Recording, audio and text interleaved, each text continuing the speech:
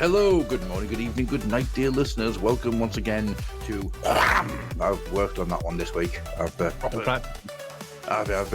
sitting on the bus just whamming people, and easy. You're gonna do it when you've got a mouthful of phlegm, and that's it. Your mic's bust. Recording's over for the day. And it's like, sadly, we can't do that because our main host hawked hood all over his mic. Although I don't see you getting a cryptocurrency pump and dump scam and a separate podcast out of that. Absolutely not. The story of it is actually fascinating. I've been following it for the last few months. Yeah, it's. I mean, the amount of people that invested. I mean, she charitably, she's a greedy idiot. I think she's a greedy idiot, but she is listening to someone in her advisory circle who is greedy and very crafty. Yes. And she has knowledge of it. Yeah. I think I'm coming down the fact that she didn't really understand what she was doing because she was a fool. And as a result, she's now made a decision that's going to affect her for the rest of her life. But again, it just speaks to, I'm sorry, you... For an off-the-cuff, admittedly funny remark, I'll give her a due. It's like, well played. It's like, it was funny. That shouldn't see you as instant celebrity and people thinking, oh, that's a person to take financial advice from. No, I mean, I'm generally a fairly amusing guy in terms of being able to come up with quips and comebacks. So it's like, but I'm not telling you to invest in Turnbull coin. No. The symbol would just be like a deep fried pizza crunch. Those who don't know, it's a running thing if you're in my circle of friends or acquaintances. Because the minute you try and come to Scotland or suggest anything about coming to Scotland, I'll recommend you need our national dish, which is not haggis. It is not chicken tikka masala, despite the fact we invented it. Yes, you did. I tell a lie, it was invented in Scotland. We have a great habit of claiming we invented things when we didn't. Just happened to be invented here. Because newsflash, despite what people will tell you, the deep fried Mars bar was not invented in Scotland. That was Birmingham, wasn't it? I cannot remember exactly, but I do know for a fact it definitely was not Scotland, but we are good at taking credit for it. It was somewhere in the Midlands that came from. But the pizza crunch is just simply a normal frozen margherita pizza for preference. You don't need any other, despite me liking a lot of meat in my pizza generally, for pizza crunch, just margherita will do. Stick it in batter, coat it in batter, and deep fry that mofo. Mm-hmm. It probably does take some time off your life expectancy, I won't lie. But you know what? Risk, reward is absolutely worth it. No. So, happen to ever be north of the border, find a decent chippy and pizza crunch. Go for it. If you're not a greedy sod like me, just go for a half. A full one's not to try if you're an amateur. A pizza crunch, a half pizza crunch supper, salt and sauce. Sauce, by the way, is brown sauce, just for those of you down south or not in Scotland. That is the correct combination. Anything else is wrong.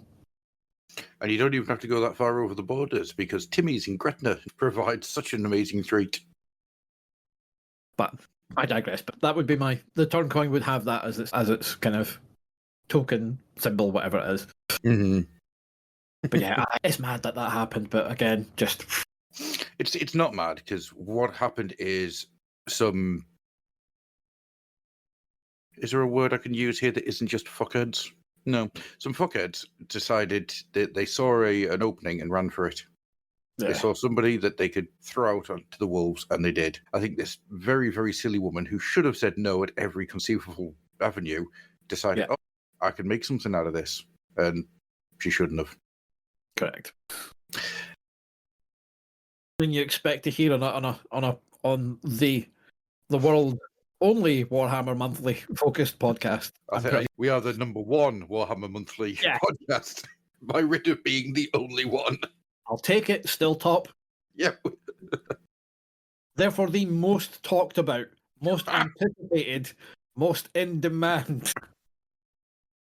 There's a few things in the world being number one, and right now, Wham is the number one Warhammer Monthly podcast, and there are no contenders to that throne. And even if any Johnny come latelys decide to chance their arm, they'll not be talking about pizzas pizza, cryptocurrency, and Lass is talking about giving the old handies. Which then creates the idea of porn-based crypto pizza. And I've got an entire idea now. Let's not. Don't ruin pizza for me, Adam. Just, This pizza's good. It's still triangle. Still triangle. What other shape could it be? Okay. As always, I am Adam. With me is my illustrious co-host, Mr. Andy Turnbull. Hello, and we are here to look at the 4th issue of Warhammer Monthly. So you have to ask yourself, will 4 be fantastic? Will it be fantastic? Oh, yes, or will it be, fantastic? Or will it be somewhere in the middle? We shall find out as we go along. We shall discover what joys issue 4 has for us on this day.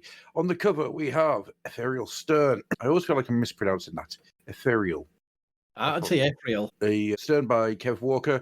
It was processed. Fucking hell, Adam. It's going to be one of those days. It was published June 1998, and it is full of all the Warhammer that you may enjoy.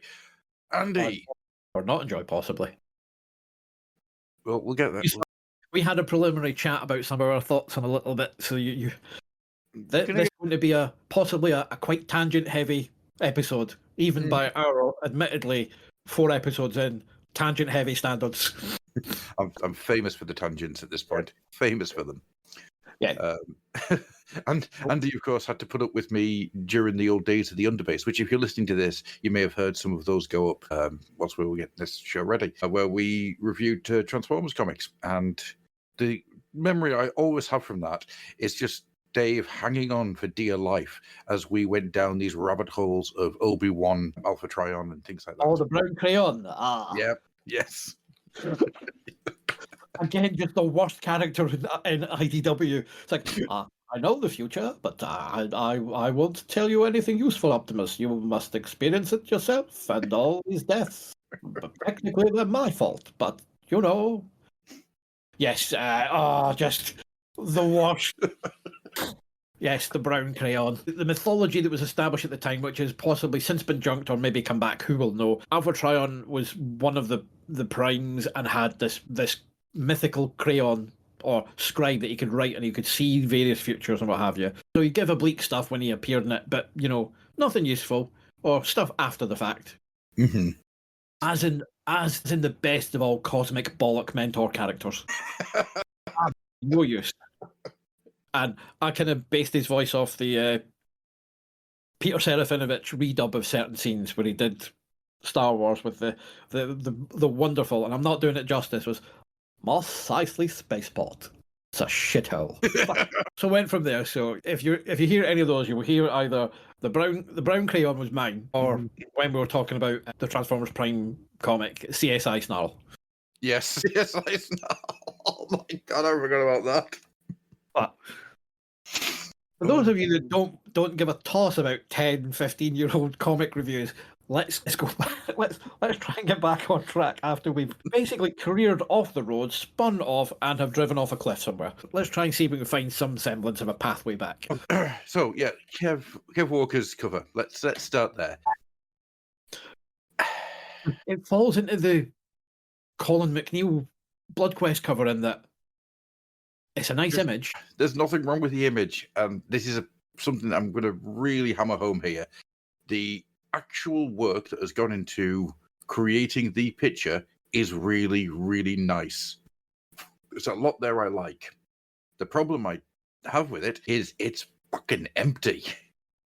I don't mind that, because you've got effectively the problem you've got for me looking at it from the art point of view. It's a very cool cover. And what I mean by that is I'm talking about the tones. Yes, so the warmth. The only real splash of warmth is, and even then it's quite muted, is the wax on her purity seals and on her bolt pistol. Yeah. There's not a lot of red or any warm tones that pop off. It's also just not a cover that pops off the page. No.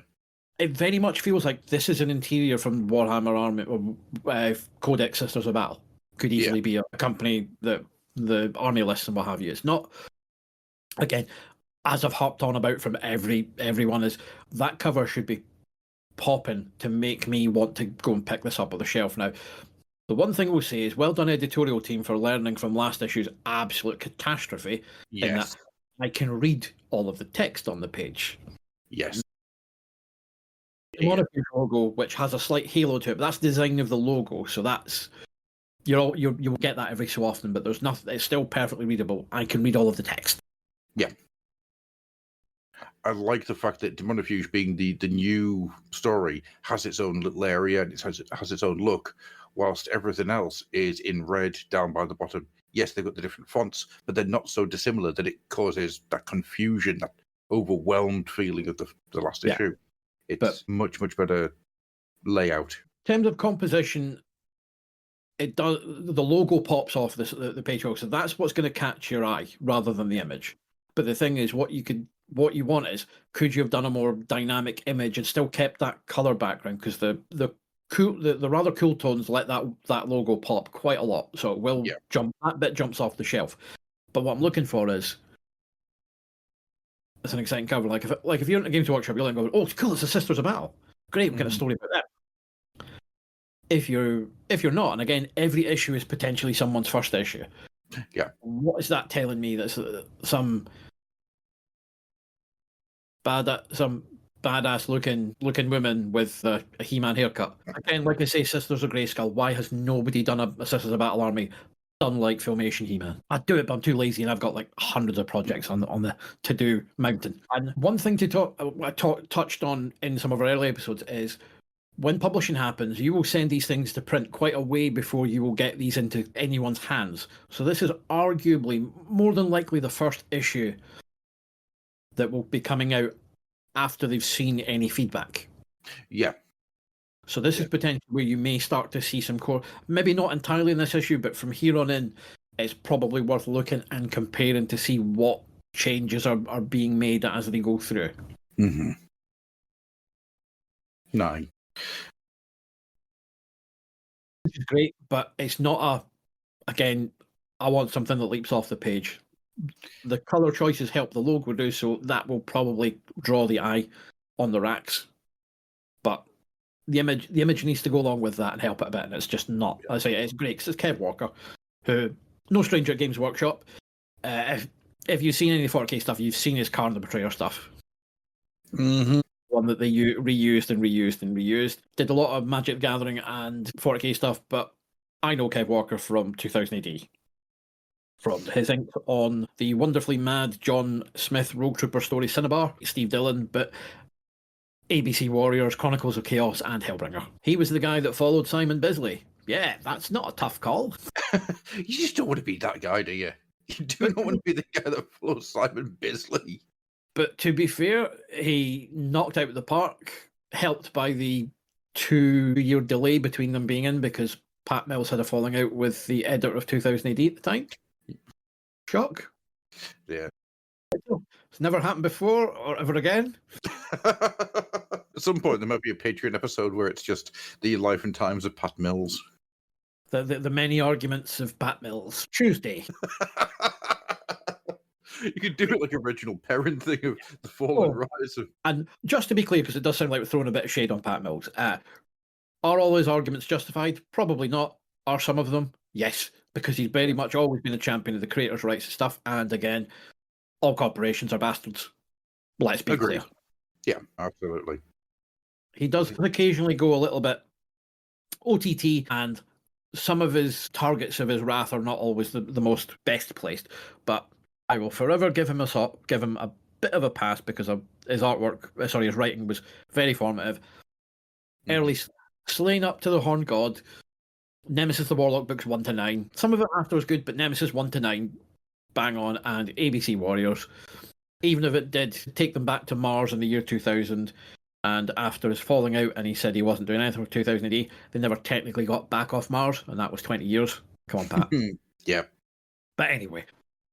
One of my favourite things about ABC Warriors. Again, it's one of these things. It was almost a writer-proof strip, because he always had, and I think he always had a bit of a say in who the artists were, so you didn't get any slouches. No. And he also had it in his contract that he could basically veto who was writing the characters. Oh, which that's is why it's in it. It's why, if you look, the only other person that's written any ABC Warriors stuff of note, a gentleman called Alan Moore. You may have heard of him. Funnily As enough, because I mentioned Steve Dillon earlier, it's in the 1985 2000 AD annual. It's also one of the best of 2000 AD trades that came out a couple of years ago. It's a story called Red Planet Blues by the aforementioned Alan Moore and Steve Dillon, with colours by John Higgins. I cannot remember who did the letters. I think it might have been Simon Jacob. I do like to credit people when I can. Gorgeous. Just great little 7-8 page tale. Seek it out if you can. It's great. So, first big art tangent of the day over. Spoiler, there will be more art tangents when we come later on. We're going to get there. The inside cover, much the same as has been for the last 4 issues, where you have the 2 guys going on. You've got the tiny little cutouts, which are really hard to see. There's no 2 ways around it. And then the Curse of Dubois is advertised as returning next month. Yeah. Not a huge amount to say on the inside cover for this one, I think. One thing to touch on, this is kind of the box out on the right is very much 2000 AD had similar at the time, and kind of comes and goes in terms of how it does, but quite regularly it would have layouts where it would show you little snippets of what was coming next. It doesn't work. The problem is not so much the little text bit. The little text bit is fine. It's because the art, it's a black and white strip. It's very difficult to focus on any detail on that to pop on what it is. So it's probably would be best doing a big massive box out on one of the strips. Arguably, you would have picked Daemonifuge for that and just go first issue, the first part of that, also in, and then the text stuff of the rest. Leave your bit telling you that the Curse of Dubois is coming back next issue, because it's a multi-part story for, I'm assuming 2. I can't remember if it goes past 2. I don't think it does, based on how the first part reads. I seem to remember it was a 2-parter. Yeah. Again, as we said before, just to preface for anyone that this is your first episode, and if it is, why haven't you gone back and listened to the others? It would make a hell of a lot more sense. But we are trying to read I read these the night before, and then again the morning when we record. Purely just sort of experiencing it kind of close to what I would at the time, rather than going ahead and skipping to see what will happen, because I don't want it to colour my assessment of that, because as we said, in the back of my head I can remember some bits of it, and things like Bloodquest in particular, in terms of where the art goes. Mm-hmm. Spoiler, it does level, not that it's bad now, but it levels up significantly as we get on. Yeah. But I don't want that influencing me too much in terms of what I'm saying about the comic as it is. So, but yeah, that inside cover, block out one of your tales, give it a bit of prominence, keep the text for the rest of them, and then that box out at the bottom just saying that Dubois will be back in the next one. Again, it's also the grey gradient on it makes it difficult to read the text. It really does.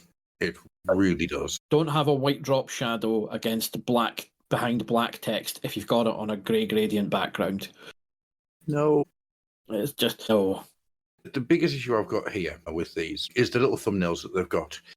Because the nature of what the magazine is and how it's black and white, and you've shrunk these little thumbnails right the way down, it is so hard to see anything in those pictures.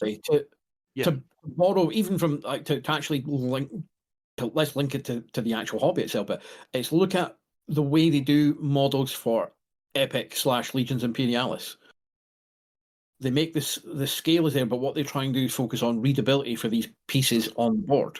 Yes. So there's little bits of exaggeration, and there's also so much detail gets stripped out because you cannot see it. It makes no sense. It's one of these things you'll notice if you see people, and particularly in comics, is a big thing, is when if you're doing a shot whereby you're zooming in on a bit of art, and what you will notice is one of 2 things will happen. Either someone will draw the big zoomed out one and then massively increase it in size, where you will see a lot of the judder, sort of where the irregularities in the ink, which generally is the better way to go. Yeah.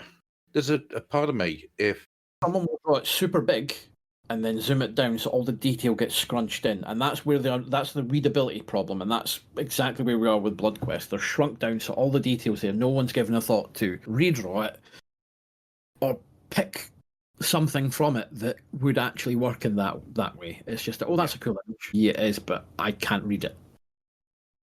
There is a part of me that's tempted to have a play around and to restructure this front page at some point, just to see what I could do to make it better. It's also an exercise. I shouldn't really do it.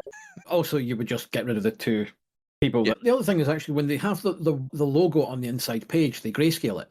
That should be black and white.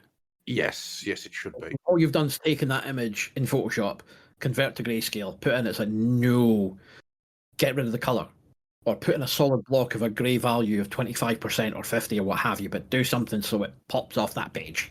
Yeah, rather than just... It's the same with the Games Workshop logo. The Games Workshop logo on that black box is just grayscaled. It's like, that's not... You can't just grayscale colours because the values that don't come across properly. It's like if you look at black and white films, actually, if you see colour photography of what's on the set in terms of some of the colour choices, you would go mad because you go, who does this? Yep. But it's just so the shot looks proper. It's one of the fun things about Rob Zombie's Monsters movie, where... The fun thing about a Rob Zombie movie? There is for this one. The reason that it looks the way it does is because it's trying to use the colours that they were using when filming. Now, there is plenty of arguments to be said, no, Rob, you should not do that. That's silly. And I don't disagree with you. But the reason that film has that horrible Technicolor look is because that's the colours that were being used for everything when they were filming it to convert it into black. Well, not to convert. But then again, don't watch that film. It's freaking awful on every conceivable level. Shock horror, a Rob Zombie film that isn't good. Oh, right. Should we get into it? Shall we begin? Yeah. Daemonifuge. Jim Campbell and Kev Walker on script, Kev Walker on art, and letters by Fiona Stevenson. Why do I know the name Fiona Stevenson? What's she done? Off the top of my head, she does other stuff in Warhammer, and I'm trying to remember elsewhere. If you can add for a few seconds, I will perhaps avail myself of the many electronic devices connected to all of the knowledge in the world that are at my fingertips and see what we can do. Actually, I can pad while I'm doing it. As the Sisters of Battle are kind of the religious wing of it's the ecclesiarchy, and kind of linked in. I'm trying to remember my terminology there. As you'll notice that the pose is almost Jesus Christ pose in that. Not quite, but it's there. It's like not as heavy-handed as, say, Superman Returns. Yes, looking at you, Brian Singer, for many things. Yeah. But anyway, so it's kind of there hammering home that's what it is. So Fiona Stevenson is actually a fully qualified and prolific illustrator own right. Also colorist and letter for DC. Has moved on currently to doing more traditional painting oil on canvas. And basically commercial illustrator doing stuff for calendar stuff. Does her own creator-owned comics as well. Okay. So has moved on to better and brighter things. Yeah. I say that because Warhammer is no longer published, so we can actually say better and brighter because it no longer exists. It is technically an X-comic, for it has ceased to be. As long as somebody somewhere's making some money nowadays and living a good life, then it doesn't really matter what doesn't exist. So this is, I think, Kev Walker moving into some digital work on this. Very much so, yeah. Traditionally, his 2000 AD stuff was fully painted. I believe it was oils and gouache for the most part for his ABC Warriors stuff. But yes, you've got basically her in the Jesus Christ pose, but in her armour, still holding onto her sword, or bolt pistols just away from her hand. And she's in a lot of pain. And we're getting what I do like big purple narration prose. Now, back in the day, these would be thought bubbles. Fell out of fashion in the 90s and haven't really ever came back because comics creators are trend whores. and just do have a tendency to junk certain tools. This is her basically it's her inner monologue, basically just at the point of death, potentially.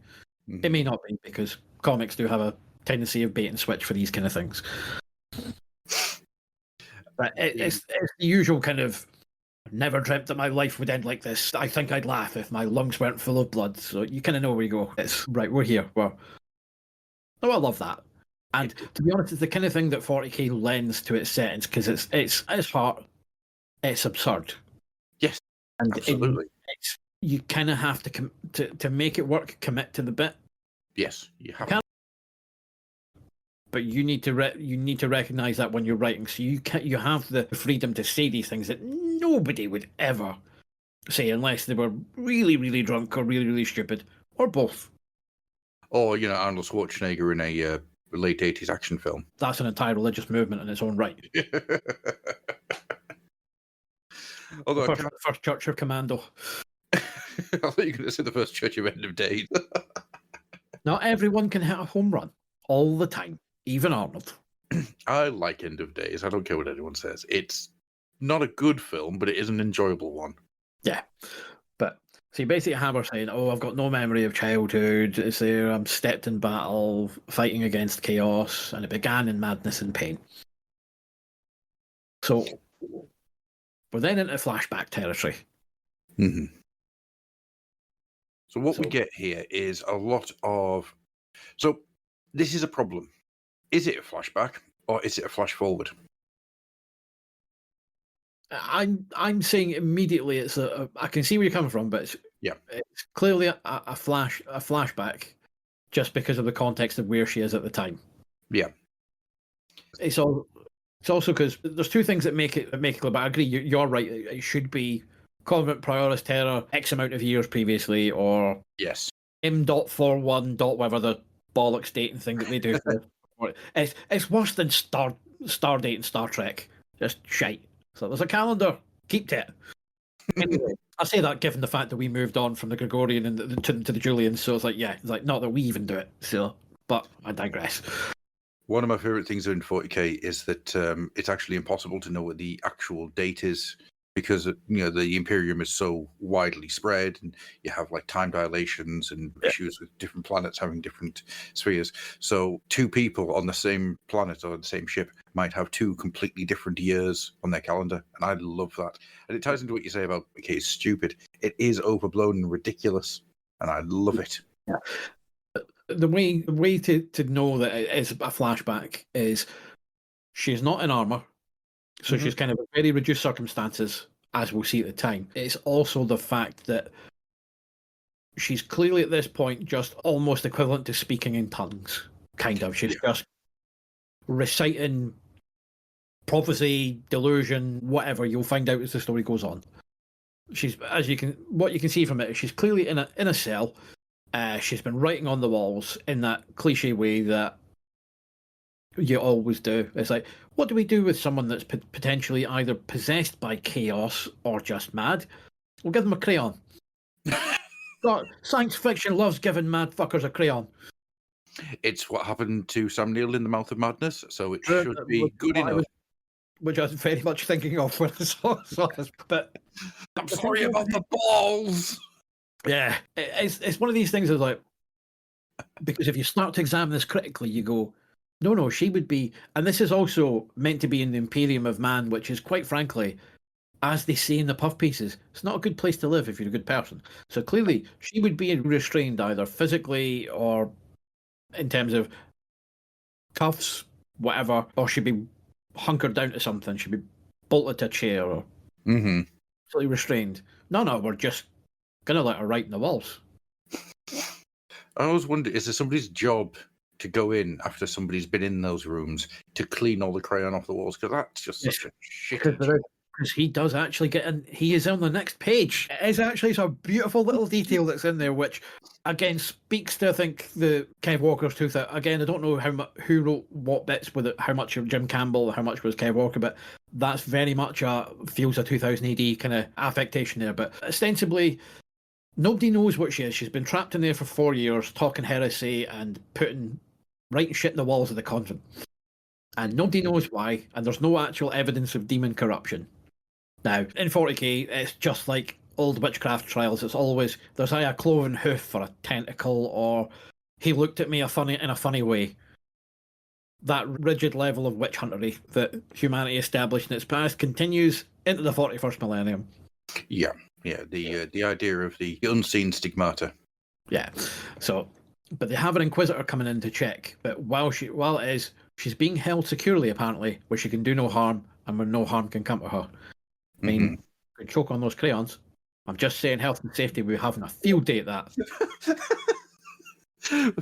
Oh, that's a good question. What is she doing to herself? Is she just withering away as she draws on the walls? Or is she being brought food that she's then using to draw even more weird things on the walls? Yeah. So she's rambling away to nobody in particular, well drawn on the walls, and then people are watching, and the guy saying, "I hate cleaning up after her. She makes me feel sick." It is the stench of chaos. It sickens us all, sister. Yeah. And then goes, "I'm not prepared to wait for the Inquisition any longer, so going to take matters into their own hands against the wishes of the Inquisition." Mm-hmm. I wonder, could you be a wrong'un? I love this. The absence of faith is the mark of damnation. Quap. And just has a demon ripped out of her. Stern just rips a demon right out of her. It's so beautiful in its viscosity. It's wonderfully kinetic stuff. I mean, Kev Walker is wonderful at this, and again, what he also does is, I think it's a better job than we said of Kev Hopgood's early Darkblade stuff, in terms of, because it's a similar approach in terms of a more painterly black and white, a lot of grey tones. Does a better job of getting the balances right and for the light, I think, on this. Oh, it does. The early parts of Darkblade, let's say, Darkblade, as we said, was getting better as things were matching up. As people were learning how things were going to look and how things were going to feel, Darkblade does get better. This just hits the ground running. That sequence where the sister is shooting the bolter, and you've got the explosion's really nice. Just the explosions, the lighting's gorgeous. I like a good explosion. It's also the fact that she rips the demon out. It's like, absolutely. It's like, there you go. And then goes, "There's chaos here. It's the hand of Slaanesh. Burn everything." It's like, I was with you up until you said the hand of Slaanesh. How's Slaanesh? I'm looking at a demon. It looks like a demon, but what is there about it that says Slaanesh? Well, to me, that looks like a pink horror. It looks Zechian. To me, it doesn't really, because that is kind of the problem, is like demons can look like and become anything. It's like, it's the hand of Slaanesh. Yeah, which is a minor quibble, to be fair, but it's one of these things that when you're looking at going, doesn't look especially Slaanesh-y. No, it doesn't. But what it does look like is Kev Walker. Yeah, a lot of Kev Walker's stuff. Kev Walker, when he goes full out, he does draw very weird things, and that's kind of what he's done here. He's taken something that he would have drawn for a cover or something like that and said, and that's what a demon looks like in this story. That's fine. Yeah. I mean, it's good. It's just more just that it's like, that's not explicit Slaanesh to me. That's just no. That. Now, she clearly obviously knows something else, which is probably why it is. But so you then see the Inquisition arrive, and as usual, it's all big pointy hats and robes. Mm-hmm. And late 90s. Again, the Inquisition is, and again, a lot of this is very influenced by the aforementioned Nemesis the Warlock and the Terminators and what have you. The 2000 casts a longer shadow over 40k than a lot of people actually appreciate, specifically and again, particularly in the visual aspects. Yeah, no, absolutely. Especially when you get to things like Necromunda. Necromunda is 2000 AD, the feeling, the game. Yeah. So the Inquisitor comes at, basically said, again, this is your cop meets FBI jurisdictional dick swinging chat. As the sister, the head of the sisters, just says, "You've got no authority here," and he's went, "But there's chaos here, so when there's chaos, I'm in charge." And she back down very quickly, because the Inquisition are like all Inquisitions, are not good people, and if you displease them, bad things will happen to you. Absolutely. Here's a question for you. It's not something we've really ever discussed, but when you read these things, do you get voices in your head for what people sound like? Do you accidentally put certain actors and things into the place of characters? Because right now, I cannot help but read the Inquisitor as Ron Perlman. And I remember doing that back in the day. I probably have. I do, but I won't yet because there's not enough of them, and and it's not a sign, but nobody's really distinct enough yet to have kind of that voice. But yes, there are certain ones that you read and you go, again, Alpha Trion, the brown crayon. There are certain times that you will read and you will hear voices in your head for certain characters. As it goes on. Chaos never changes. I think it's because he's got such a snarl and a growl under his mask. I suppose these days it'd be, I was going to say Carl Urban, but Dredd was that long ago that it probably wouldn't be anymore. Yeah. Yeah, so we're... Sorry. So we set to work, and he basically goes, I want to examine the body of the demon and the host. Let me see. And he sees the mark of Slaanesh, because it's actually on the skull. Yes. Yeah, it's embroidered into the actual bone of the skull, which is... Looking at the skull, is that what was left after Stern tore the demon out? Or is that what they've done with the autopsy? Oh, I think that's what's done with the autopsy, because I think she took it was a ragged... Let's go back and see, let's examine how she dismembered the... She does a punch to the chest, which tears the demon out.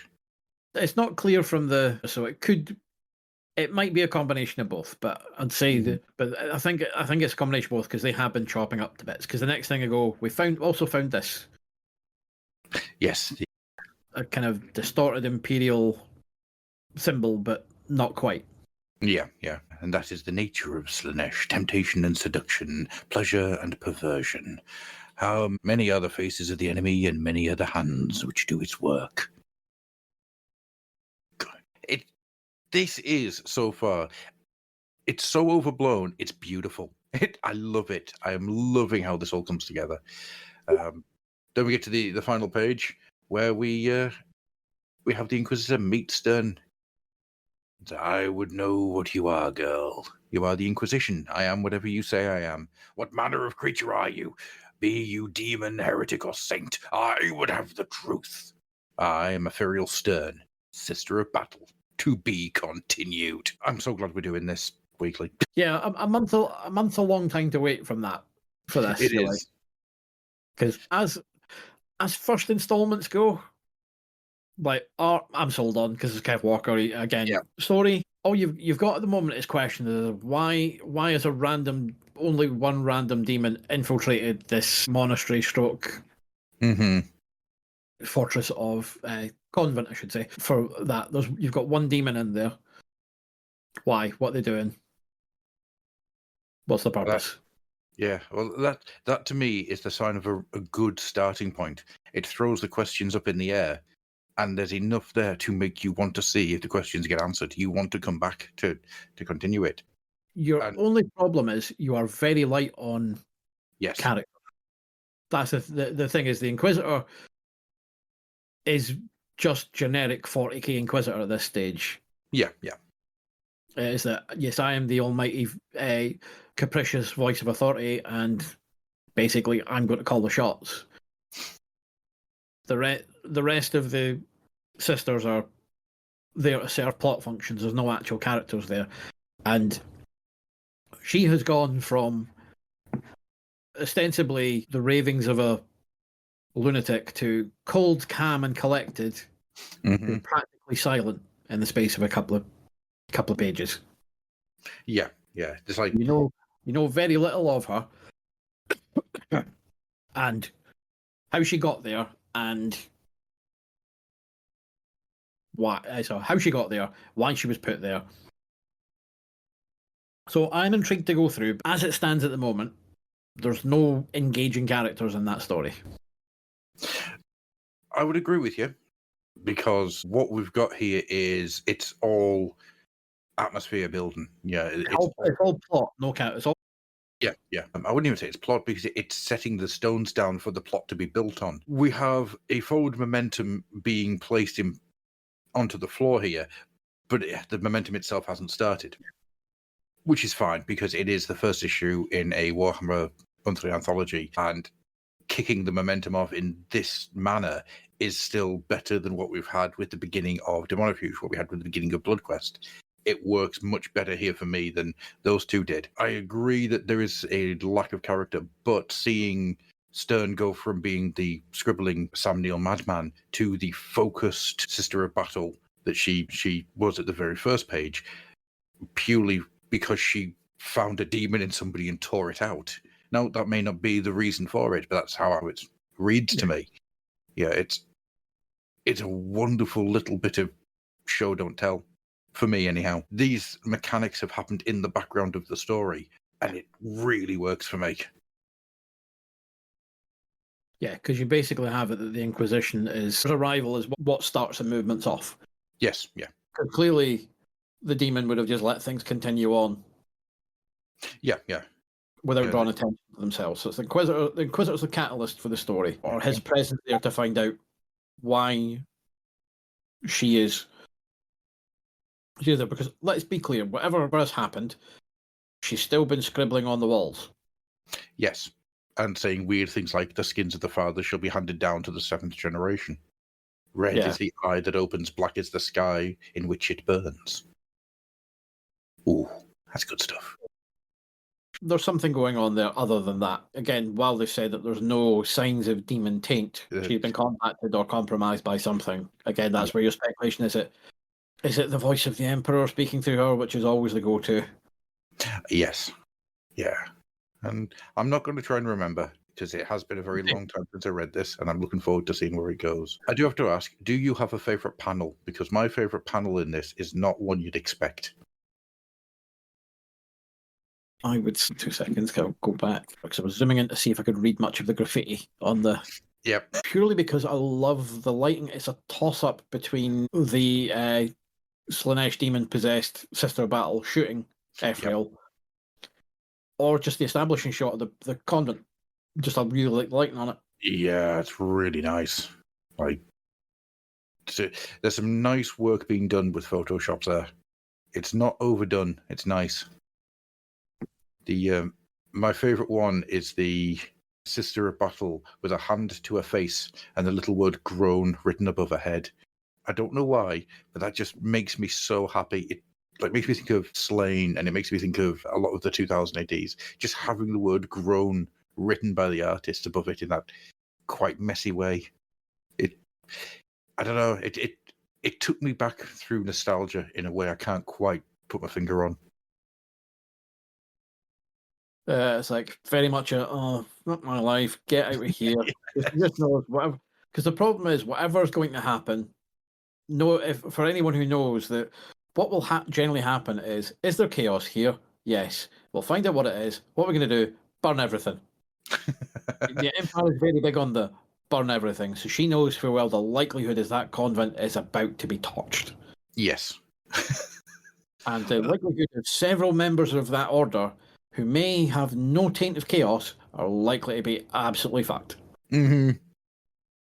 Yes, but I mean, I think she's groaning because it's you are the confident Prioris, now Inquisitor. Within these walls, you have no authority, and it's a very British comic moment. And I don't know. She has realised I have back to talk to the guy who can basically say whether I live or die at the drop of a hat, irrespective of my position. Yeah, I've made mistakes. This is the biggest. I'm probably going to die right now. Oh, good. I survived this conversation. I might be okay. Yeah.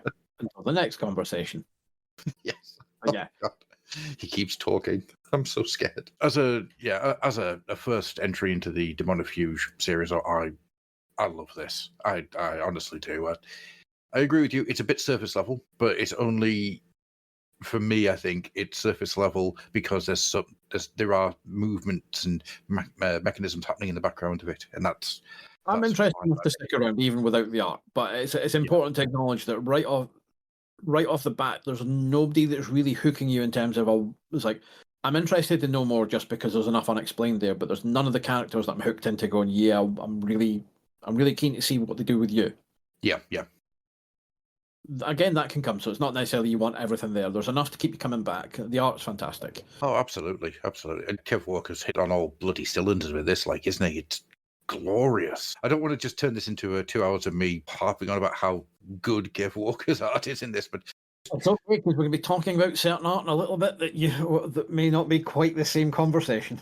Yeah, and that's why I think it's probably best to move on from Daemonifuge, which I loved. And we shall move on then to Titan. Which, to be fair, Adam, for those that have been, Adam still loves. It's just his love is slightly shorter this month because they've robbed it of some of its page count. How are you coping, Adam? I'm pissed off, really pissed off, because it means we had an entire conversation last time on the last episode about how there wasn't a huge amount of story in the second part of Titan. It was reworking what we already knew, putting a slightly larger context and point of view with the idea of finishing off the Gargant that they'd entered combat with in the end of the first installment. Because of this shorter page count, guess what we get? We get very little forward momentum. I think charitably, Dan does really well with what we have. So again, what you have is we're getting another vision from Hecate as he's basically falling at the back. There's a techno landscape behind him. There's lots of wires and components going into him. You see his uniform being torn apart, and instead of exposed flesh and bone, it's mechanical parts. Part of his face is away. The same thing. It's not a jawbone. It's a mechanical bones. You've seen Terminator. You've seen it. Again, it's the whole. It's the amalgamation of man and machine there. He's in pain, and he's talking about what it is. And then he wakes up and finds that the pain is still there. The reason for that is he's out of the Titan. They're basically at a supply depot type affair as they're getting repairs after they've been in the field for a month. And he is not coping well because he's been separated from the Titan. Yeah, and what you end up is having a couple of conversations with Moderate Voss, withdrawal pain, talking about how after being in the Titan, everything feels so wrong, so small. Everything feels, what does he say? I can't understand why my senses are so inefficient. Yeah, and Voss kind of talking about how there are treatments to help with withdrawal. Don't recommend them, you'll lose your edge. But it's okay because some orcs are coming, and the crew have decided that we need to get somebody else into the Titan. And he's like, no, you can't do that to me. I'm going to lose my mind if you remove me from it.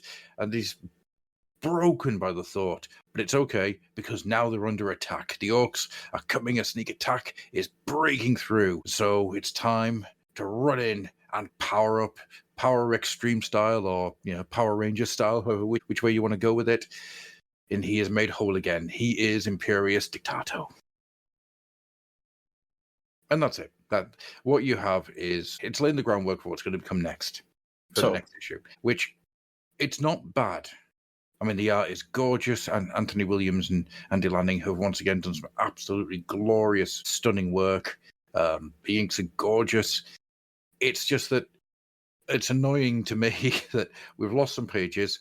It's now a shorter story, it's a smaller story, and it's something that could have really been done in flashback with another issue or something. I don't know. It feels like it's spinning wheels. It doesn't feel like it's moving. I take the different view for that. I actually think this is where you're establishing right away that what we kind of had in the last couple is that Voss is going to be the main supporting character in this. He's going to be his confidant, his bagman. He's going to be the one that he speaks to all the time. Mm-hmm. But what you get is another threat. Because what we've seen so far is in the machine, it's just basically, we've got the weapons, I'll go and shoot orc gargants and what have you. That's a easily defendable threat. But what you now have is the fact that it's like, actually, you might not get to continue because you were not meant to be there. You're there in training. You should have been stood down after, and someone else should be in, is basically what they're saying. The typical kind of, you've been promoted beyond your years, beyond your experience, and we have people we would prefer to be in the seat. But what you also see is a little bit of the cost of the being bonded to the Titan. That's fair, yeah. You're kind of seeing as like... You've seen the humanity that's involved with creating one of these the things. loss of humanity with it, because what you're effectively saying, and it's the analogy that the obvious and easy one is you become addicted to it. Yeah. That's kind of what was slightly implicit in the earlier parts. It's like, no, this is very much a drug. These people, once they're bonded, because they've got no choice, because obviously duty and what have you, but once they're there, that's it. They want to go back. There's a whole point about there are drugs and treatments to ease the withdrawal. Mm-hmm. So it's quite hammering home. It's like, and he's basically saying, no, don't. You'll lose your edge. So Don't take yeah, there's basically sedatives to dull your senses. Yeah. So right off the bat, you're kind of being told that, yeah, it's not I'm in charge of the big giant death machine and it's cool. It's like, I'm in charge of the big death machine. It is cool. However, by doing so, I have damaged myself irrevocably. I cannot go back to what I was. And right off the bat, he's being told, well, actually, you might. That might not be your choice. Yeah. Which So I think do a great job getting that fear into his face in that panel of, you can't do this to me, it's part of me now. Yeah, you're basically doing and what they're saying is, you're a college trainee, there's a short list of 20 fully trained, experienced ones who are anxious to take the place. We'll let you know decision. So, without, I haven't read it through, but the fact we know it's a long, it's like, clearly he gets the nod. So it's kind of, it's one of these that when you read or watch any kind of fiction, it's not, we as a reader know that threat's never going to come. Yeah. Or if it is, it will shortly be reversed. It's one of these bits of jeopardy that's not really jeopardy, but in the confines of the story, it works because you're giving the character something to fight. Because otherwise, if the strip was just about, here's the next giant robot you're going to have to blow up, it's going to get tedious very quickly. Agreed. And you need to have the characters being the characters. You need to have the humanity coming through. You need to have the people having the trials and tribulations as people, because being a giant 15-mile tall death robot, there isn't a huge amount of tribulations that you can throw at that other than other 15-mile high giant robots. You're also looking at it, it ties into what we talked about last episode. We kind of touched on Superman. It's like, it's the same analogy. Interesting threats to him are things that he can't just combat by force of arms or strength alone. This is what we're getting with Titan, because ultimately, what would take out Imperialistic Tato? Multiple Gargants. I don't have to be a genius to work that story out. Or the big mega Gargants that used to go up against the proper Imperator Titans. Lots of, so we know for well there will be a bigger war machine that is capable of taking that out. That's your threat. Yeah. But that doesn't make for an interesting story. That's just the inevitability of progress in war and arms race and what have you. Mm-hmm. What you've got here is, no, we are absolutely giving you, here's what your threats are actually going to be. So you've kind of got, is he up to the job from himself? So you've got the self-doubt, his self-recriminations, and you'll get that. You've got, are his crew confident in what? Which we get from Voss. Voss is... Yeah, I think the implication is Voss wants him to succeed. So you kind of have, there's no, while he doubts, and he's kind of said it, it's clear that Voss wants him to do well. So you kind of have, will there be crew members who don't and want to plot against him? We'll find out as we go. My gut is I would like not to be, because the whole point about the symbiosis of the machine and that kind of, it's like, I'd quite like it if it wasn't, and also I find that quite a bit predictable. It's like, because there isn't anybody that's been introduced going, I was next in line to get that. You're getting that from the external commander going, no, there are already other people here that should be getting it. Yes, yeah, absolutely. You kind of have got that. You've got that as well. What I do quite like is that the commander guy, he isn't being a bastard about it. He's just basically saying, look, you're a trainee. We've got people that were trained and ready. Yeah, we'll make a decision. No, it's very easy for having somebody in that kind of position to be just a complete dick about the entire situation. Mustache twirling, proper panto villain. But yeah, he's basically just saying, no, this is war. You're a trainee. We're not, and again, it's quite telling that he doesn't reflect on his performance. He's not saying you did a bad job, you did a good job. He's just basically saying, look, you're not the number one qualified guy for the job. Yeah. But he doesn't say you're not getting it. He just says, we'll make a decision. Yes. Yeah, there's a chance that you might not be the person in charge. We have to discuss it. We have to make that decision. It's cool having somebody from the Legion acting this way. What is best for the Legion? What is best for the Titan? We have to work it out. And he's coming forward and saying, we need to discuss it. I just wanted to let you know. Yeah, and I always think of Top Gun for some reason, even though Top Gun itself doesn't really have that kind of character, but just the military commander who is a dick for no reason other than to give the audience somebody to dislike. So you feel that your hero is getting one up over the hurdle, the problem. Well, that's the thing, is the being a dick for no reason it's a lazy trope, because it's like the best villains and adversaries are the ones that have a legitimate point of view. And also the one from Commando. Yes. Well, he had a legitimate point of view. He was a dictator. Mm-hmm. Then John Matrix comes along. All of a sudden, he's no longer a dictator. I quite like my lifestyle. Can I have it back, please? It's a reasonable point of view to him. It might not be a reasonable point of view to us, but it's having that coherent argument that makes sense. He's not just going, oh, I'm kidnapping John Matrix because he's America's best commando. Yeah. I mean, he is. But that's beside the point. There's a motivation behind him that's clear, relatable to an extent. You'll have to agree. You can understand, like, I was in charge of this country. You stopped me being in charge of this country. I want to be back. Yes. I would like to point out, just in case, on the record, 100% against dictators, unless that dictator is me. Let's be clear, just in case. From your throne. Just to go off on a slight tangent, because otherwise I'll laugh. It'll keep me coming back to laugh. With a mutual friend of ours, Dave Wallace, for the Underbase days. Yeah. And we're down just before one of the TF Nation planner meetings, and we got shown this clip from Instagram, and it was some daft American woman going, "Oh yeah, how we got into space? So that's how Louis Armstrong got to the moon." Oh, I've seen that. Yeah. I just up in space, up on the moon. Nearly killed us. I digress. But it's just, there's two versions of it. There's a slightly longer one with more words. Don't watch that. One that stops at help is just pitch perfect. I was broke me. If you see, Dave's wife took footage of us just laughing and howling and greeting. Anyway.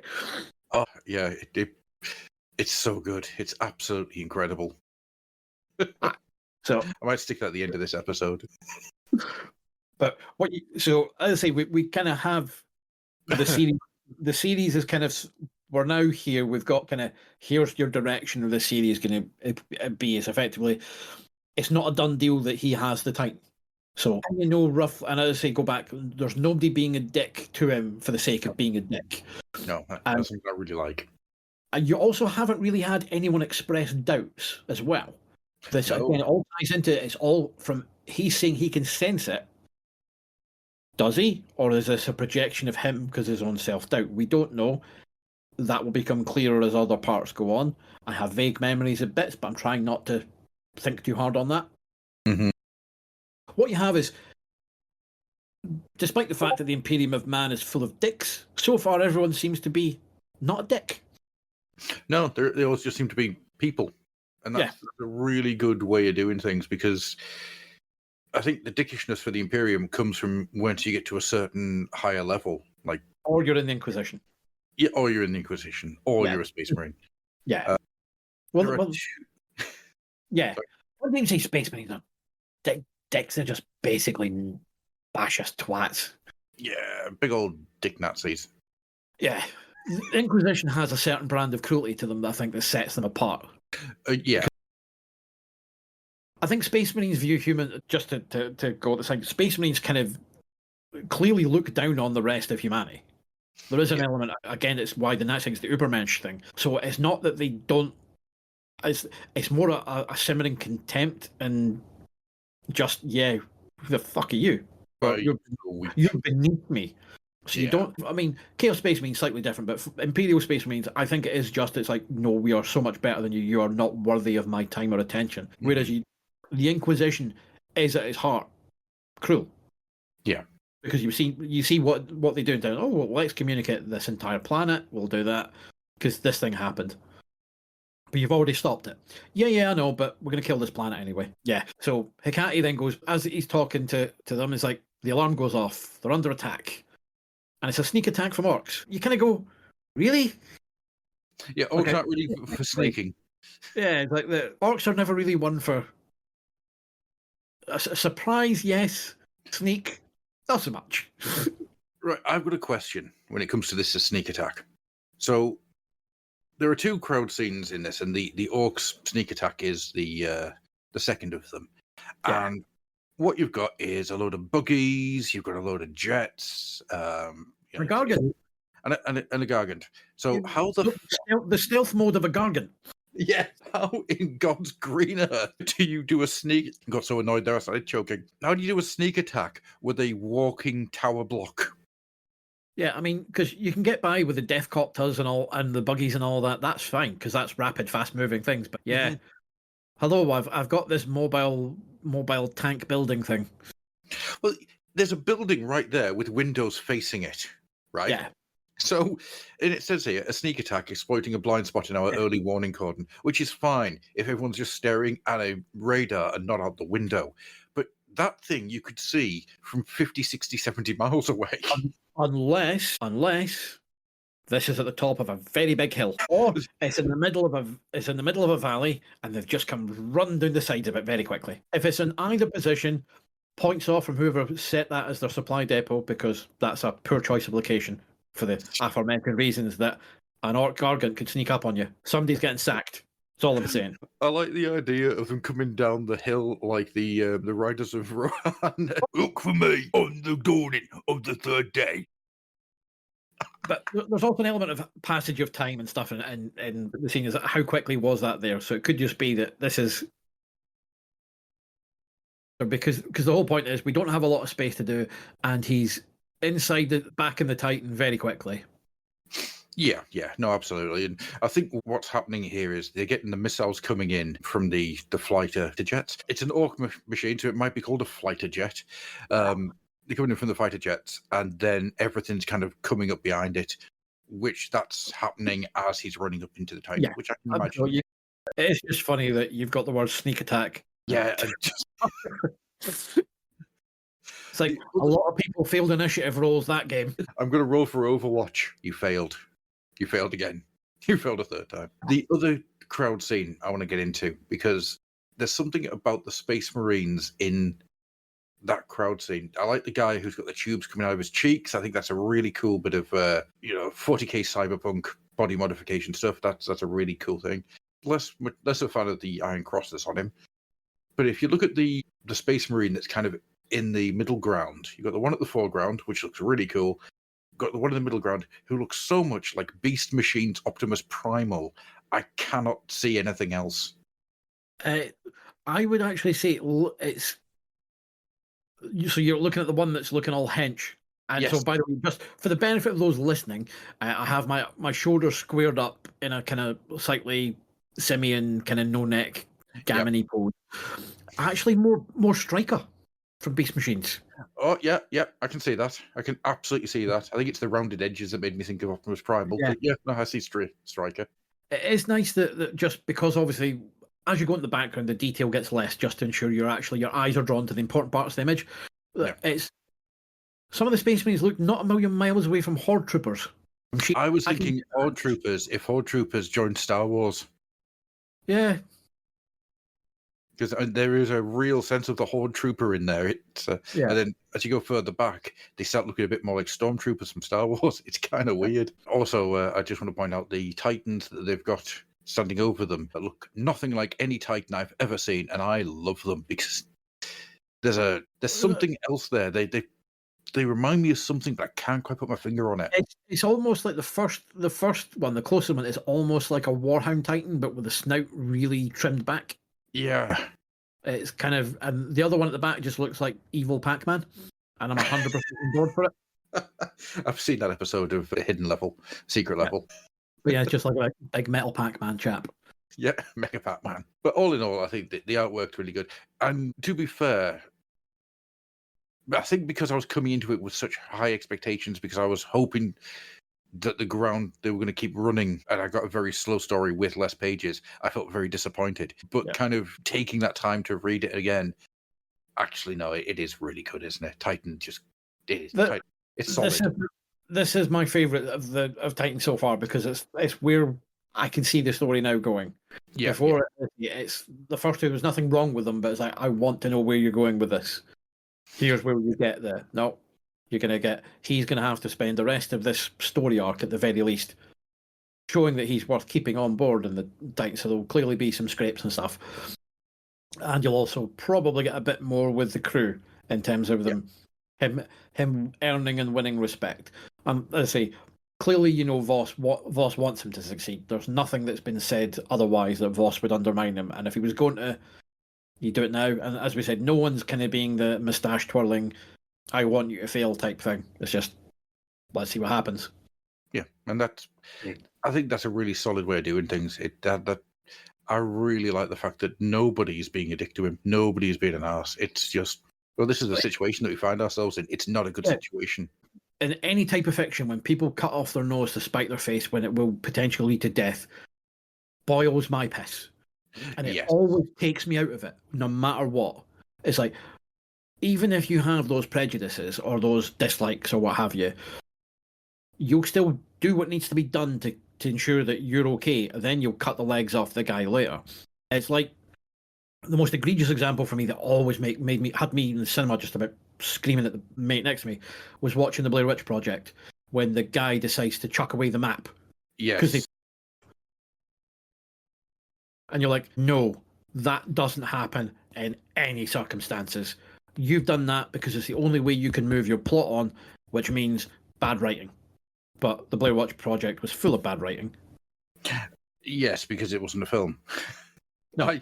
I like the Blair Witch Project. I've got a lot of time for it.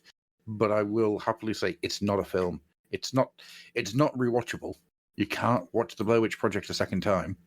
Oh, you can, but you just get even more annoyed than you did the first time. Because it's just here's how to guerrilla market a film. Yes. And I think that for what it actually manages to achieve with what it set out to do, I think that's actually really impressive. But it's not a film in the sense that it's something you can watch. It's more like the precursor of something like Concrete. No, Marble Hornets. And stuff like that, you know, the YouTube guerrilla type films that people make just because they want to make something. But anyhow, so let's say my favorite Titan installment so far. I say even slightly truncated because it sets a stall out for where we're going to go. 3 issues in, I think had it not done it by this point, you probably lost me at that point. Yeah. Because you need something to hang on. Again, it's one of the things that we've not really touched on it. So before we move on to the next story, because we're going to be here a while, there's going to be things to talk about. As an anthology, given the limited space, I don't think as many stories are needed in this. I genuinely think they should be dropping to 3. Give the stories room to breathe. Yeah. Take a couple of ongoings and definitely still have your one-off or a one-off. Or you can maybe do 2 shorter one-offs potentially, but those I don't think the strips are getting the room to breathe that they need. Like 2000 E can get away with 6 pages a week because it's 6 pages a week. I still get 24 at the end of a month. And because you're also looking at such a disparate focus, because you're doing it's a bit of Warhammer 40k, it's a bit of Epic, it's a bit of Warhammer Fantasy. I would say that the model they have it's not one I would choose. I would take it down to 3 strips. Yeah. Or if you've got a couple of very pithy one-offs. I think what you should have is the one-offs being there as page fillers. Have them for you want to give something time to breathe, or you want to give the artist or the writer time to catch up, so they've got stuff coming out. Then you drop the one-offs in. Having 4, especially in this issue, it means that something like Titan having less pages. Okay, it's one of those things. I'm not going to bang on about it, but it means that nothing in the issue stands out. Nothing stands alone. Does that make sense? Where it feels like you're constantly going from one thing to the next. I think a big problem with that is there's just no in-between pages between stories. And as we said, this is the first time where you don't have a one-off story. Yeah.